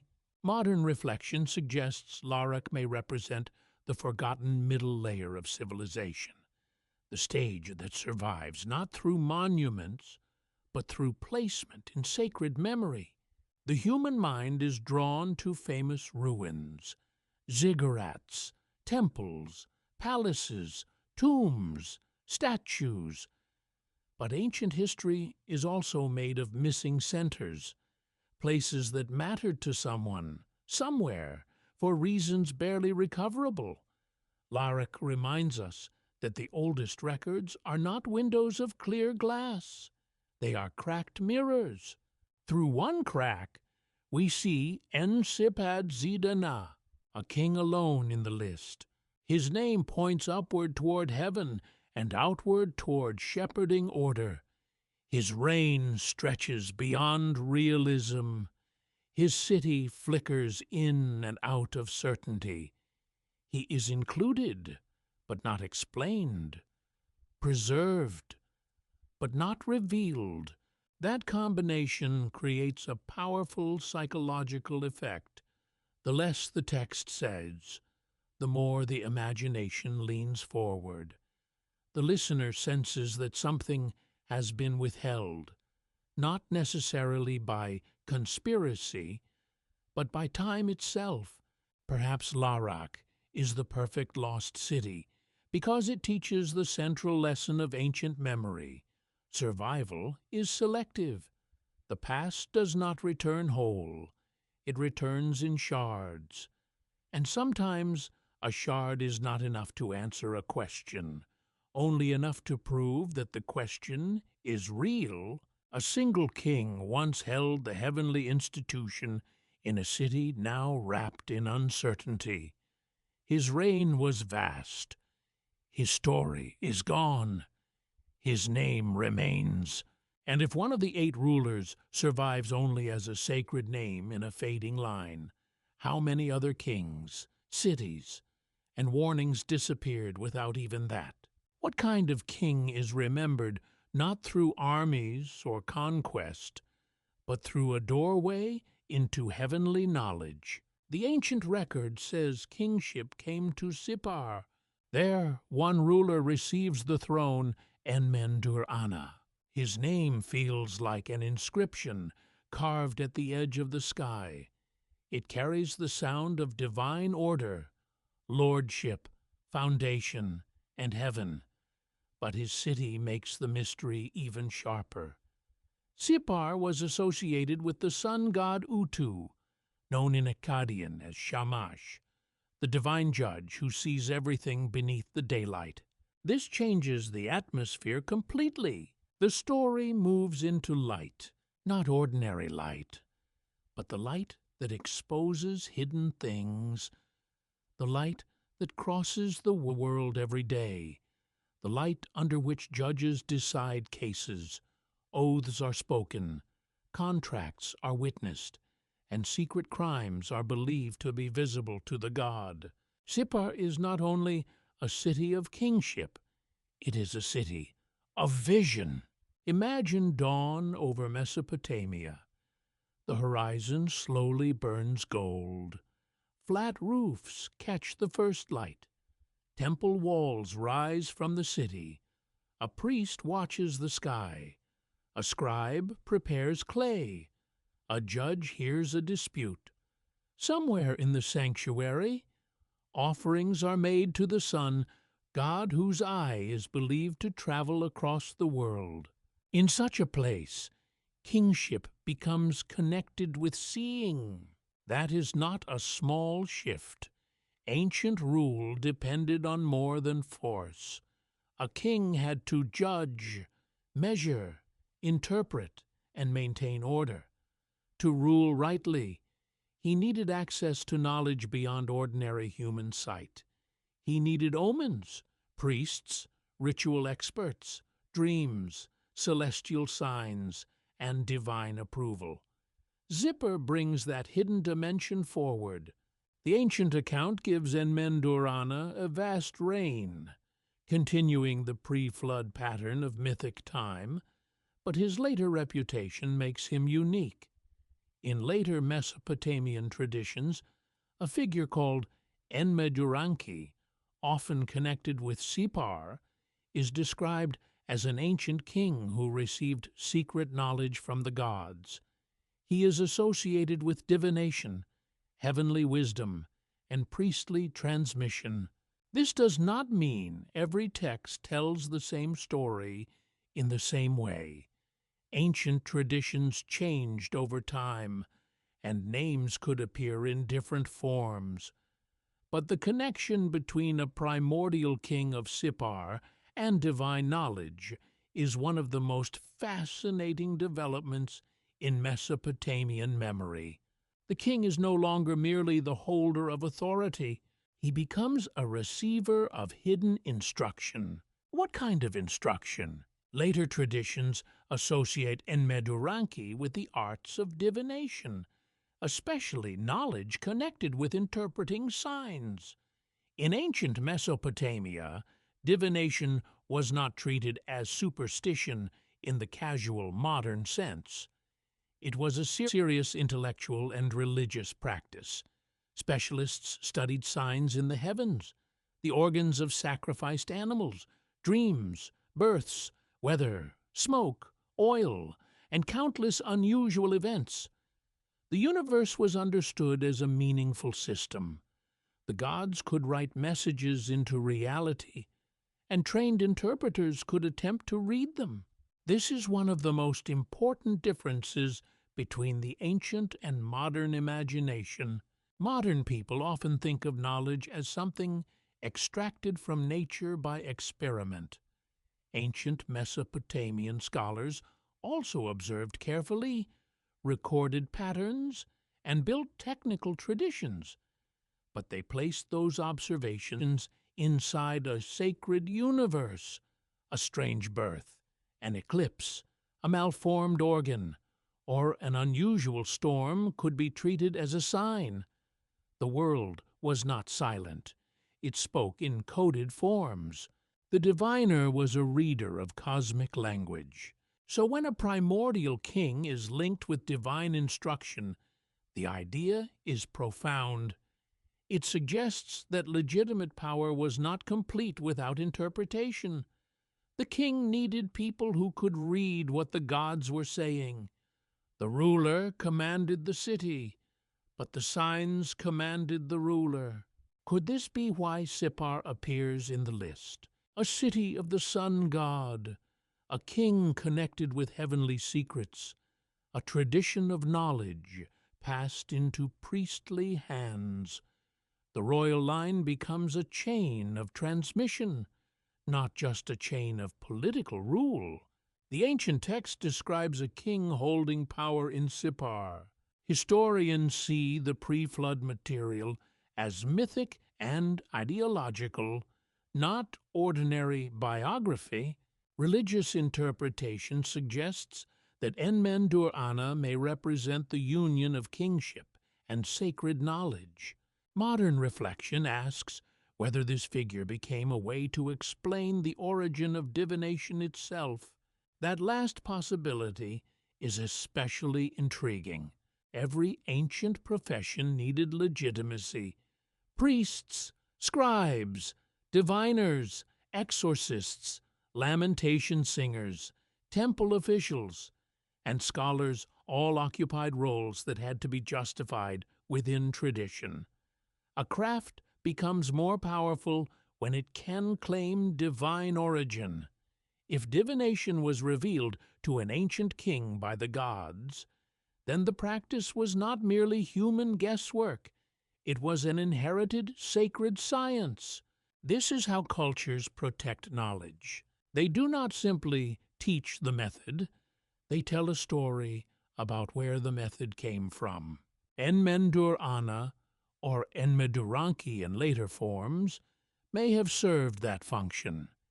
He stands in primordial time as a bridge between gods and experts, between kingship and priesthood, between the sun god's all-seeing justice and the human need to interpret hidden messages. The image is cinematic. A king led into a divine assembly, shown tablets of heaven, given secrets which no ordinary man could discover, then entrusted with passing those arts to chosen specialists. Whether one reads this as myth, priestly origin story, or theological imagination, the effect is powerful. Knowledge is not invented, it is revealed, but revealed knowledge always creates a dangerous question. Who is allowed to receive it? Ancient Mesopotamian knowledge was often hierarchical. Writing itself began as a specialized skill. Scribal education required training, discipline, memorization, and access. Divination was even more restricted. The ability to interpret omens placed a person close to royal decision-making. A diviner could influence war, construction, ritual timing, political choices, and responses to disaster. If a sign warned of danger, a king might perform rituals to avert evil. If the heavens showed an omen, experts might advise caution. If a liver omen suggested trouble, decisions could shift. Whether modern readers believe the signs had supernatural meaning is not the point. Ancient rulers often took them seriously, and that made interpretation a form of power. The person who reads the sign can shape the future. This gives Enmendur-Ana a different kind of authority from the warrior or shepherd. He represents the king as recipient of cosmic knowledge. His city, associated with the sun, frames this knowledge through sight, judgment, and illumination. The sun god's role in Mesopotamian thought deepens the mystery. Utu, or Shamash, was not simply a bright disk in the sky. He was a divine judge. Because the sun crosses the heavens and sees the earth, he became associated with truth, justice, and the exposure of wrongdoing. Legal scenes in Mesopotamian art and texts often invoke divine oversight. Oaths were serious because gods witnessed them. Justice was not merely social convenience, it was cosmological order. A king linked with Sipar therefore stands under the gaze of judgment. He does not only rule people, he is seen. That idea may have comforted ancient communities. Human judges can be bribed. Kings can be cruel. Witnesses can lie. But the sun sees the hidden road, the secret act, the buried crime. In the imagination of the city, divine light becomes the answer to human uncertainty. And yet, even light has limits. The pre-flood world still moves toward catastrophe in the larger royal tradition. A king may receive heavenly knowledge. A city may stand under the sun god's gaze. Diviners may read signs. Priests may preserve rituals. But knowledge does not necessarily prevent destruction. This is one of the darkest implications of the Sipper episode. What good is divine knowledge if the world can still be swept away? Perhaps the answer lies in preservation. Some Mesopotamian traditions imagine sacred knowledge surviving catastrophe through selected transmitters, sages, or written records. Stories of antediluvian wisdom often revolve around the idea that something from the first age was not entirely lost. Even if cities fall, teachings can be carried across the boundary. Even if rulers vanish, rituals and signs may remain. This idea appears in many cultures. The world is destroyed, but a fragment of wisdom survives. A tablet buried, a priest instructed, a survivor warned, a name copied, a sign remembered. In this sense, Enmendur-Ana may represent more than one king. He may symbolize the anxiety that knowledge is fragile and must be transmitted before disaster arrives. A civilization that writes on clay knows both the strength and weakness of memory. Clay can endure for millennia if fired or buried, but libraries can shatter. Archives can be abandoned. Languages can die. The signs may remain while their meanings disappear. That is exactly what makes ancient tablets so haunting. They survive, but not always completely. They speak, but sometimes in broken grammar, missing lines, damaged surfaces, uncertain readings. They offer knowledge and deny it at the same time. Sipper, the city of the sun, becomes a perfect symbol for this condition. Light reveals, but it also casts shadows. The more we learn about ancient Mesopotamian scholarship, the more we realize how much remains hidden. Divination texts, astronomical observations, omen series, ritual instructions, and mythic traditions reveal a mind intensely focused on pattern. The ancient scholars were watching everything: sky, body, dream, birth, flame, oil, river, animal, king. What were they afraid of missing? Perhaps they feared that the gods were always speaking, and disaster came when humans failed to understand. That fear gives the story of Enmendur-Ana psychological depth. A king receiving divine knowledge is not merely privileged, he is burdened.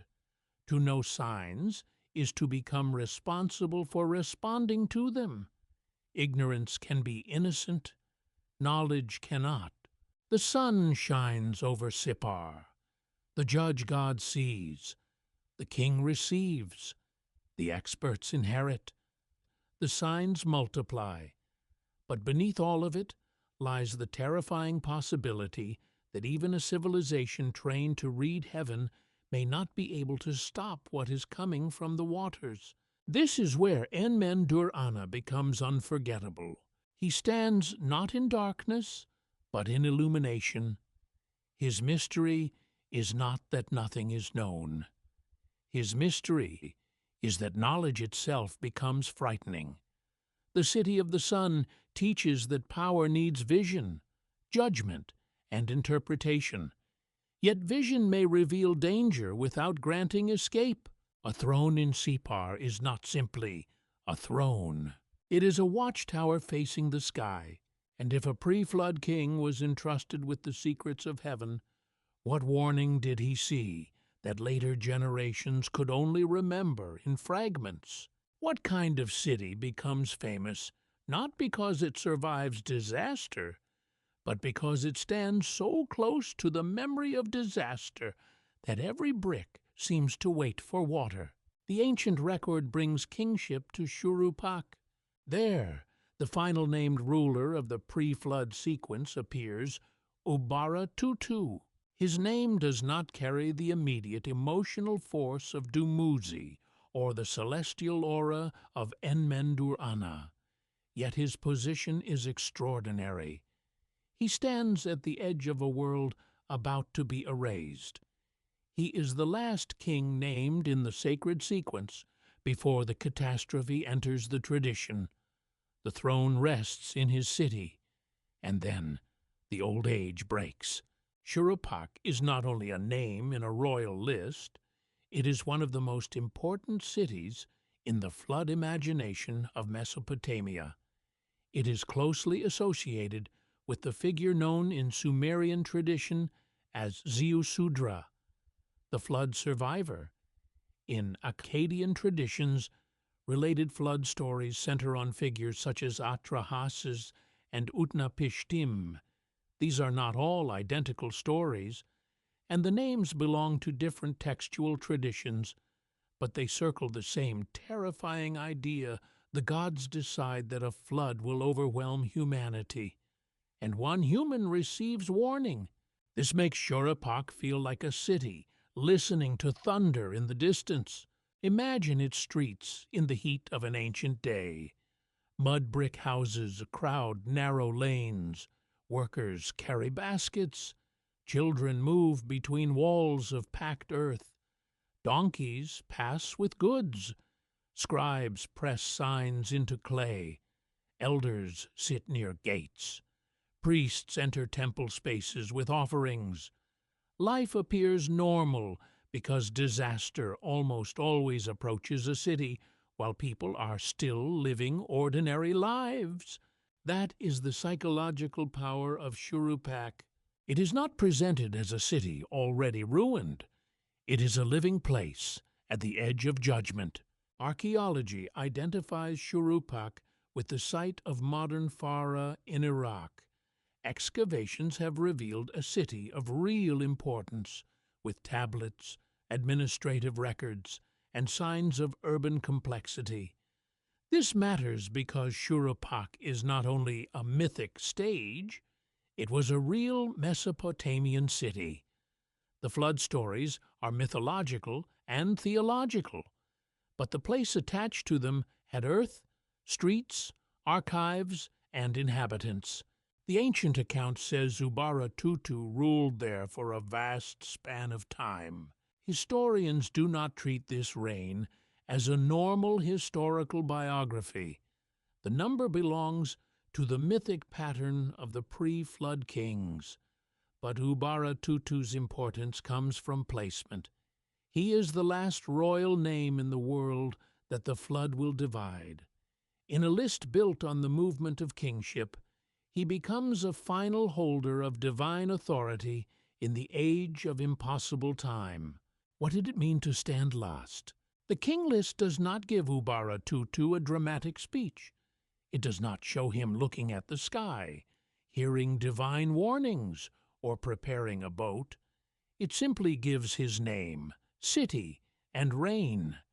Yet other Mesopotamian flood traditions bring Shuruppak into a much richer story. The city becomes connected with the household of the man who survives the waters. In some traditions, Ziusudra is described as a king and priestly figure. In the Sumerian flood story, preserved in fragmentary form, divine plans and human survival are bound together through warning, piety, and obedience. In the Akkadian Atrahasis epic, the gods are troubled by humanity's noise and overpopulation, leading to plague, famine, and finally, flood.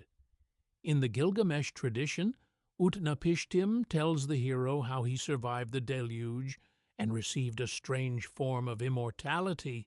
These texts differ, but their shared atmosphere is unmistakable.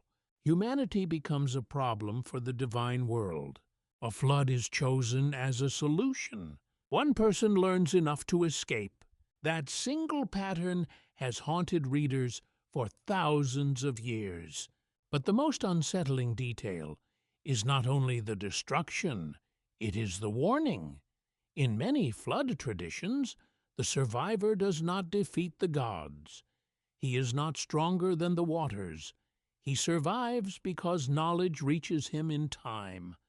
A message passes through a boundary that was not meant to be crossed openly. Why would the gods decide to destroy humanity, yet allow one human to preserve it? This contradiction is central to Mesopotamian flood mythology.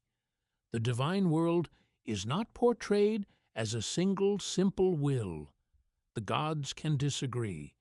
One divine force may decree destruction while another finds a way to preserve life. The result is not a tidy moral lesson. It is a frightening vision of existence where humans depend on powers that are greater, divided, and not always transparent. Shuruppak becomes the human side of that divine tension.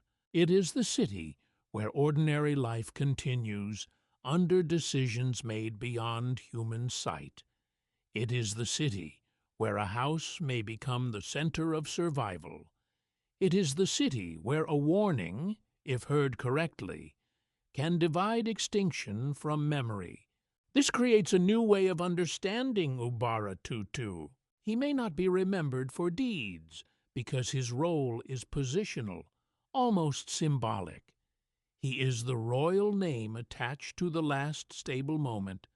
His city becomes the threshold between inhabited order and cosmic undoing. He represents the final confidence of an age that does not yet know how close it is to collapse. And yet Shuruppak is also famous for wisdom. One of the best-known works of Sumerian wisdom literature is the Instructions of Shuruppak, a collection of advice presented as teachings from a father to his son. The text belongs to a different literary category from the King List, but its connection with Shuruppak is fascinating. Here, the city is not only linked with catastrophe, it is linked with instruction, restraint, social order, and the passing of counsel from one generation to another. This changes the emotional texture again. Shuruppak is not only the city of flood memory, it is the city of advice. The wisdom sayings warn against foolish speech, violence, theft, arrogance, and careless behavior. They belong to the practical, moral world of human community. They do not sound like cosmic thunder. They sound like an elder trying to keep a younger person alive in a difficult society. That contrast is powerful. On one side, divine flood. On the other, ordinary wisdom. On one side, the collapse of an age. On the other, a father telling a son how to live among people. Could this be the hidden meaning of Shuruppak's importance? Perhaps a civilization facing the memory of destruction valued instruction because wisdom is what can cross disaster. Buildings fall, fields vanish, kings die, but teachings can be carried in memory, copied in clay, and given to children. A city connected with the flood also becomes a city connected with preservation. Not preservation of walls, preservation of knowledge. This is where mythology, archaeology, and human psychology meet. Archaeology gives us the material city, the tablets, the traces of urban life. Myth gives us the threatened world, the divine warning, and the flood survivor. Wisdom literature gives us the intimate voice of instruction. Modern interpretation suggests that Shuruppak became a memory center where kingship, catastrophe, and moral teaching converged. The result is not a simple history. It is a layered image. A city exists. A king is named. A flood tradition gathers. A wisdom text speaks. A survivor story endures. A question remains. The ancient mind may have understood catastrophe not only as punishment, but as a test of transmission. What can pass through the waters? Not palaces, not ordinary wealth, not the pride of cities. What survives is what is carried, remembered, copied, and taught. The boat in the flood story carries living beings. The tablet carries names. Wisdom carries behavior. Myth carries meaning. Each is a vessel. Shurupak, then, becomes a city of vessels. That idea is visually striking. A clay tablet drying in the sun, a reed boat sealed with bitumen, a family gathered around an elder, a storm front rising over the plain, a king's name pressed into wet clay, a city unaware that its identity will become inseparable from water. Modern readers sometimes search flood stories for a single event behind them. Scholars have discussed real flooding in Mesopotamia, local flood deposits at ancient sites, and the way river civilizations preserve memories of catastrophic inundation. It is reasonable to connect the power of these myths with the lived experience of dangerous waters. But the texts do more than remember a flood. They transform flood into cosmic drama. That transformation is important. A natural disaster kills. A myth asks why. A flood deposit shows water came. A story asks what the water meant. For Mesopotamians, the meaning was not simple comfort. The flood stories suggest that civilization can anger the divine, that survival may depend on hidden wisdom, and that human life continues only because destruction was not total. Humanity is not shown as master of the world. Humanity is shown as spared. That is a humbling vision. Ubaratutu stands in the royal list without explanation, but his city makes him impossible to ignore. Shurupak is where the old royal age reaches its final human setting. It is where the memory of kingship touches the memory of warning. It is where ordinary wisdom and cosmic danger occupy the same imaginative ground. And perhaps that is why the final pre-flood city feels more haunting than a ruined palace. A palace celebrates power. Shurupak questions whether power can save anyone. If the last king ruled in a city of wisdom, warning and approaching waters, why did the world still fail to hear what was coming? What if the flood did not merely destroy cities, but changed the way time itself was allowed to be remembered? The royal record says that the flood swept over. The phrase is brief, almost severe. No long description of rising waves, no list of drowned temples, no cries from rooftops, no storm god tearing open the sky in cinematic detail. The text simply marks the catastrophe and moves on. But that short statement does something enormous. It divides the world. On one side stands the age of vast reigns, sacred cities, and kings who belong to mythic time. On the other side stands a new political order, one that begins again when kingship descends at Kish.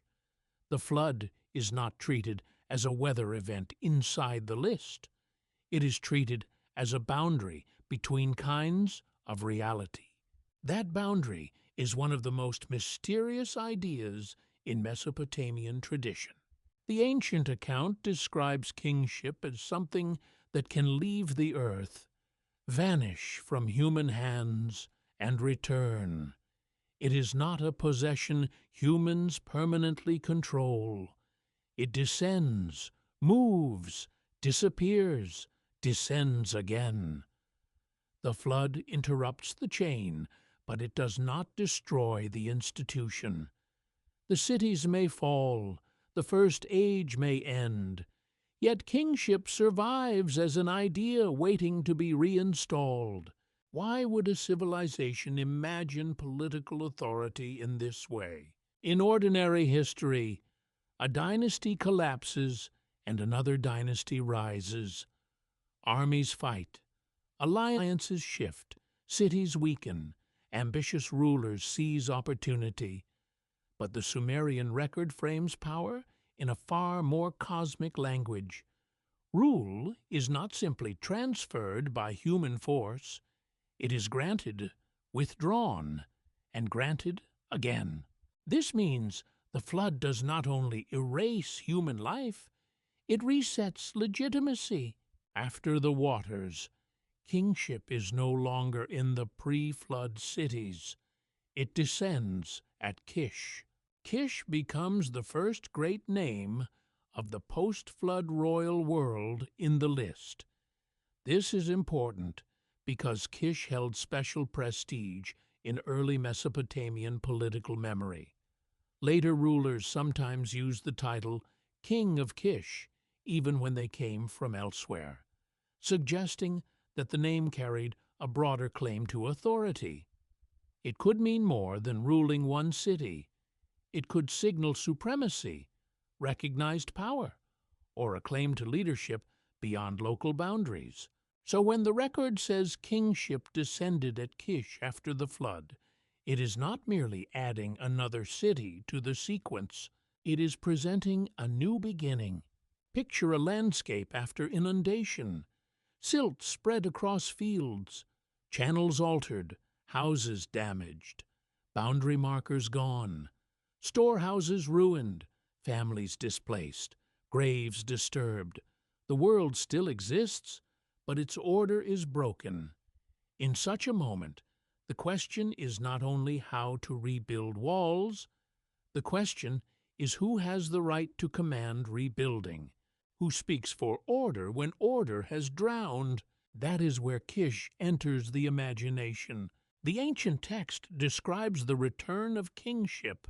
Archaeology shows that Kish was a real and important Mesopotamian city with long occupation and major political significance. Historians understand the flood division in the King List as a mythic and ideological structure rather than a straightforward record of one universal catastrophe. Modern interpretation suggests that the flood may function as a sacred reset, separating primordial kingship from the more human scale of later dynasties. The change in reign lengths is part of the mystery. The post-flood kings in the list still sometimes rule for very long periods, but the scale gradually moves toward something less impossible, especially as the record approaches rulers who can be connected more plausibly with historical memory. It is as though the text slowly brings the listener down from cosmic time into human time. This descent of time is just as important as the descent of kingship.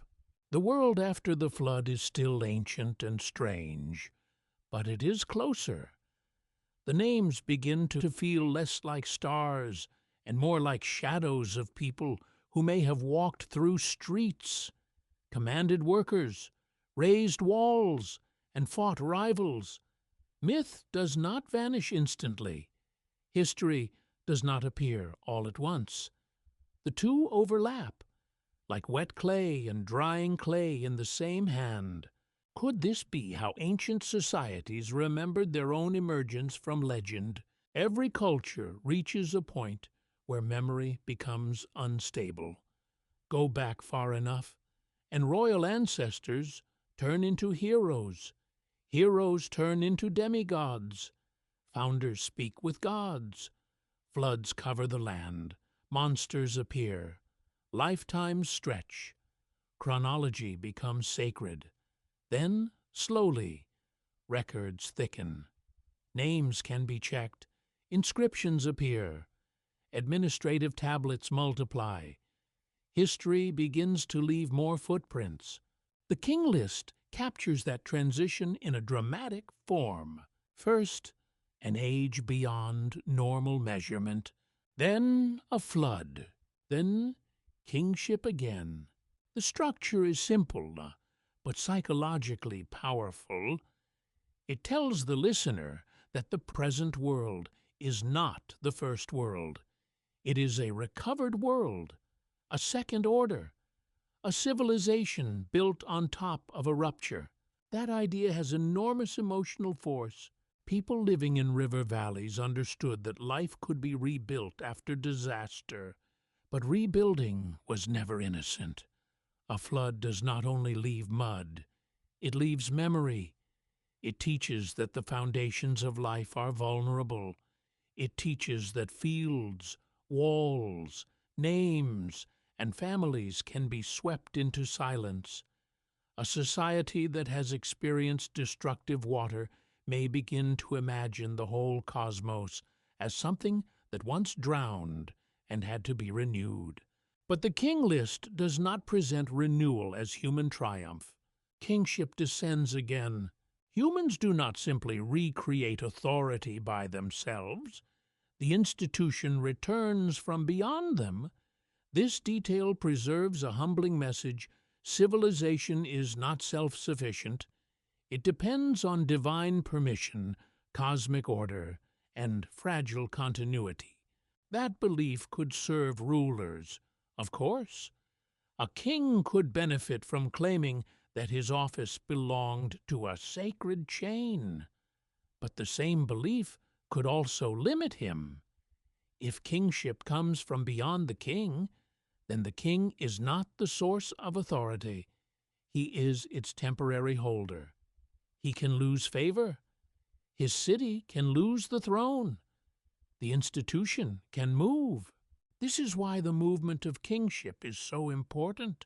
No city owns it forever. Not even the first city. Not even the sacred city. Not even the city of wisdom, craft, sun, or warning. The throne moves because divine favor moves. Political power becomes a sign of invisible judgment. That idea would have mattered in a land of rival city-states. Each city wanted to be central. Each temple wanted honor. Each ruler wanted legitimacy. A list that shows kingship moving from city to city can both explain rivalry and control it. It says that one city rises not because history is meaningless, but because kingship has arrived there. Another falls not because the universe is chaotic, but because kingship has departed. The flood magnifies this movement to its ultimate scale. A normal transfer moves power from one city to another. The flood removes power from the entire world and then restores it. What kind of authority survives the end of an age? Only an authority imagined as more than human. The post-flood descent at Kish may also reflect the way later Mesopotamians arranged collective memory around prestigious centers. Kish became a powerful symbol of early kingship. Associating it with the first restored throne gave it an aura not only of age, but of renewal. It stood at the opening of the world people still lived in. This is not the same as proving that the first post-flood ruler of Kish ruled exactly as the list says. The record is doing more than preserving dates. It is building a sacred map of rule. The map tells people where authority rested, how it moved, and why the political world had meaning. Modern readers often ask whether the flood was real. The better question may be layered. Was there a real memory of catastrophic flooding in southern Mesopotamia? Very possibly in local or regional forms. Did such floods shape mythic imagination? Almost certainly. Does archaeology confirm the exact cosmic flood as described in myth? No, not in the literal universal sense.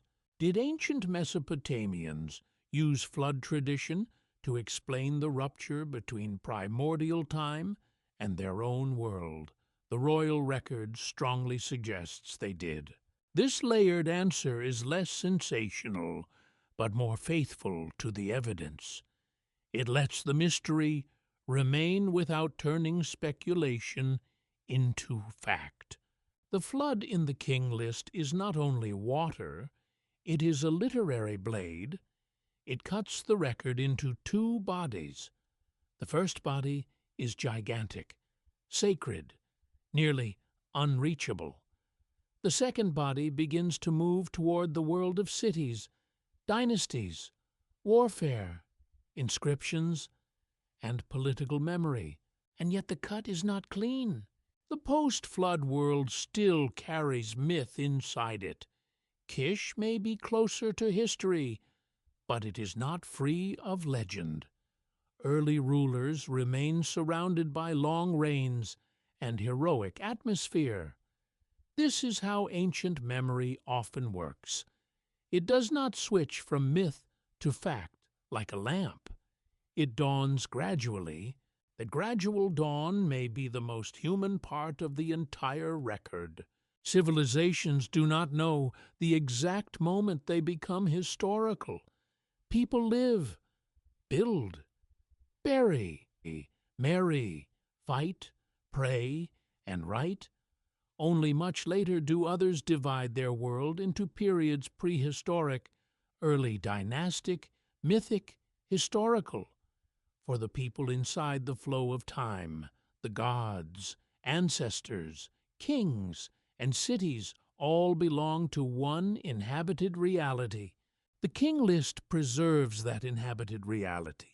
It does not apologize for impossible numbers. It does not explain the flood scientifically. It does not separate myth from politics for our comfort.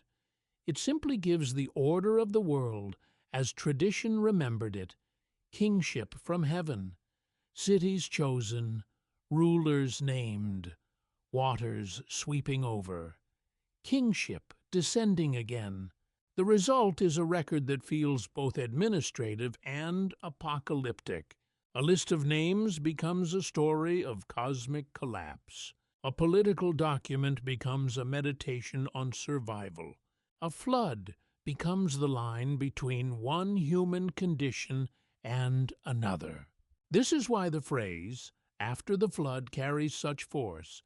It implies that everything known belongs to a world that has already ended once. Every throne is a restored throne. Every city stands under the memory of water. Every king rules in the shadow of a previous age that did not survive. And if kingship could descend again after the waters, the final mystery becomes even more difficult.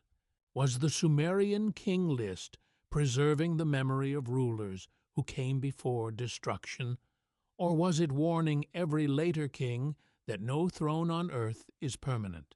Why would ancient scribes preserve the names of 8 rulers from an age they believed had been swallowed by water? That question is more haunting than it first appears. If the purpose of the royal record were only practical history, the pre-flood kings should have been the easiest names to abandon. Their reigns are impossible by human standards. Their world belongs to sacred time. Their cities are wrapped in mythology, uncertainty, and damaged memory. No modern historian can point to a palace inscription from Alulim or a tomb that proves Enmen-Durana ruled exactly as the list claims. And yet the names remained: Alulim, Alalgar, Enmen-Lu-Ana, Enmen-Gal-Ana, Dumuzi, Ensipadzid-Ana, Enmen-Dur-Ana, Ubaratotu. 8 names placed like stones at the edge of history. The ancient record describes them as kings who ruled before the flood. That is what the text says. It does not call them metaphors. It does not pause to explain that their reigns should be read symbolically. It does not separate myth and history in the modern way. It gives cities, names, and numbers with a confidence that feels almost administrative. But archaeology asks a different kind of question. Archaeologists can study cities, layers, temples, tablets, flood deposits, trade, settlement patterns, pottery, seals, and architecture. They can confirm that southern Mesopotamia held some of the world's earliest cities. They can show that places like Eridu, Sippar, Shuruppak, and Kish belong to a real historical landscape.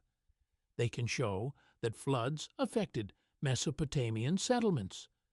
They can show that writing, temple economies, and kingship developed in complex ways across centuries. What archaeology cannot do is confirm that a man ruled for 800 years. That is where historians step carefully.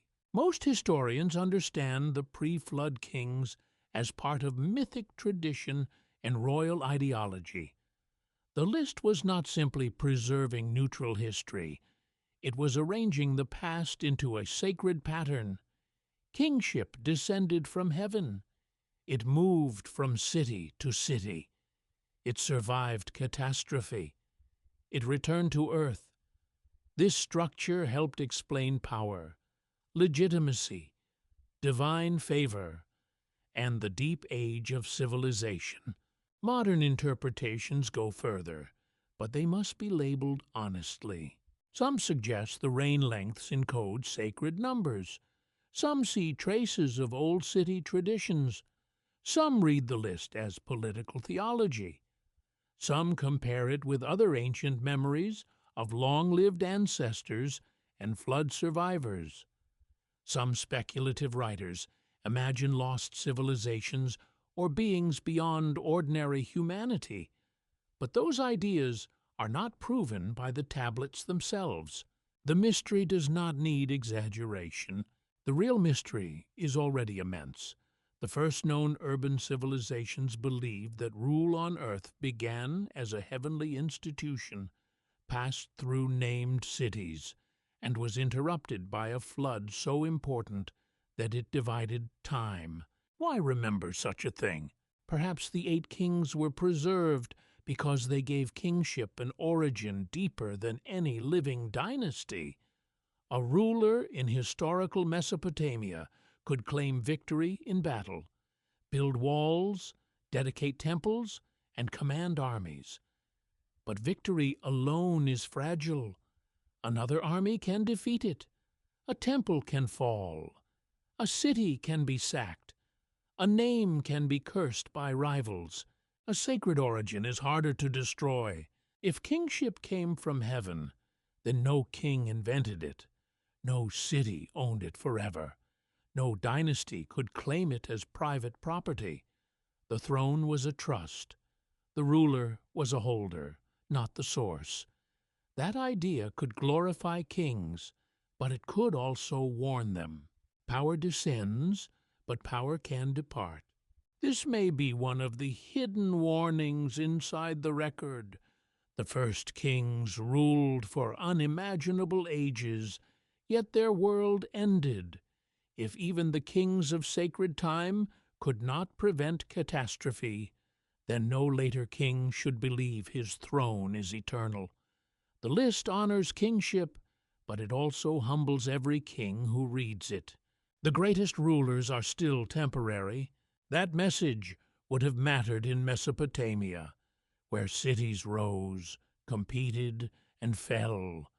A city might shine for generations, then lose power to a rival. A dynasty might appear chosen, then collapse. The king list turns political instability into cosmic rhythm. It says the movement of power is not meaningless. It belongs to a pattern too large for one city to control.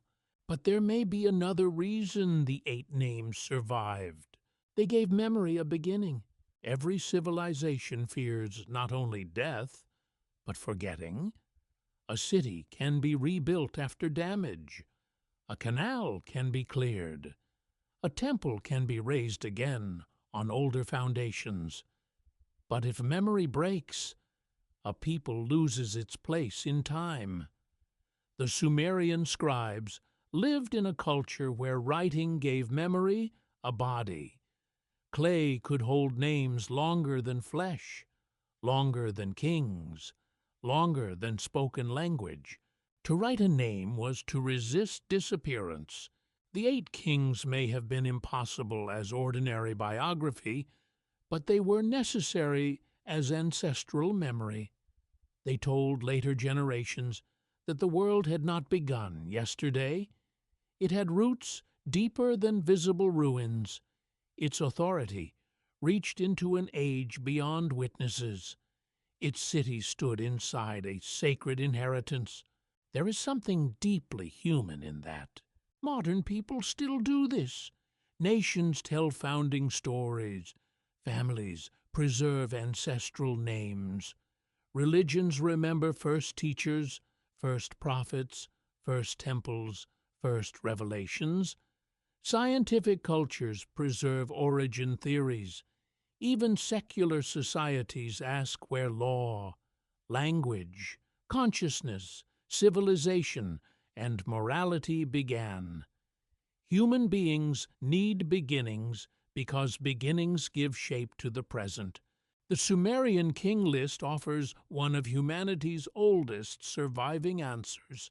It says, civilization began when kingship descended, not when humans became clever enough, not when a warrior seized enough land, not when merchants built markets. Kingship descended. That sentence may be the key to the entire mystery. It means the Sumerians were not only asking who ruled first, they were asking where order comes from. Is order human? Is it divine? Is it fragile? Can it be lost? Can it return? The flood gives the darkest possible answer. Order can be lost, but not completely. The world of the first kings is destroyed, yet the idea of kingship survives. A flood can drown cities, but it cannot drown the divine pattern if the gods choose to send it again. In that sense, the record is not only a memory of catastrophe, it is a memory of continuity through catastrophe. This may explain why the list feels both frightening and reassuring. It frightens because no world is safe forever. It reassures because something can pass through destruction. Names pass through. Kingship passes through. Stories pass through. Warnings pass through. Clay passes through when chance protects it. A civilization can vanish, yet its questions can remain alive in the hands of people born thousands of years later. And those questions have not lost their force. What is a ruler? What is civilization? What do humans owe the powers they believe sustain them? Why do societies imagine a golden age that is gone? Why do floods appear so often at the edge of memory? Why do ancient people describe the beginning of human order as a gift from beyond the human world? The 8 kings stand at the center of these questions, not because they provide clear answers, but because they refuse to disappear. A purely fictional list might have been forgotten. A purely political document might have become obsolete. A purely theological text might have stayed inside temple tradition. But the Sumerian King List became something stranger, a hybrid of record, myth, ideology, mathematics, city memory, and sacred warning. It feels official and impossible at the same time. That tension is why it still grips the imagination. The modern temptation is to force the text into one category. Either it is literal history, or it is fantasy. Either proof of hidden truth, or nothing but myth. But ancient clay does not obey that simple division. The tablet speaks from a world where myth could carry history. History could serve theology. Numbers could become symbols. Cities could become cosmic stations. And kings could be remembered as human holders of divine order. The 8 kings may never be proven as historical rulers in the modern sense, but they reveal something just as important: the Sumerians imagined history as sacred responsibility. Power came from above. Cities were tested. Wisdom mattered. Catastrophe could erase an age. Memory had to be preserved. That may be why the scribes copied the names, not because they had solved the mystery of the first world, but because they believed the first world should not be forgotten. The opening mystery remains carved into the mind: kingship descended from heaven. The phrase is simple, but it contains an entire universe. It suggests that human authority began with a gift, that civilization carried a burden, and that the world people knew was already living in the shadow of an earlier world lost to water. The first 8 kings are not only rulers in a list, they are guardians of a question. They stand where history becomes myth, where archaeology meets silence, where religious imagination tries to explain why humans build cities even though cities fall. Their reigns are impossible, but their purpose is powerful. They tell us that ancient people looked backward and saw not emptiness, but a vanished order. Whether these names preserve mythic theology, distorted political memory, sacred number symbolism, or fragments of traditions older than the tablets that carried them, they still perform the task the scribes may have intended. They make us remember, and perhaps that is the final power of the Sumerian record. It does not allow the first age to sink completely beneath the waters.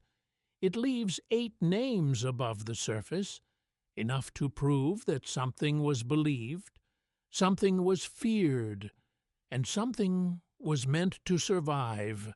But if the ancient scribes wanted future generations to remember the kings who ruled before the great flood, what were they truly afraid we would forget?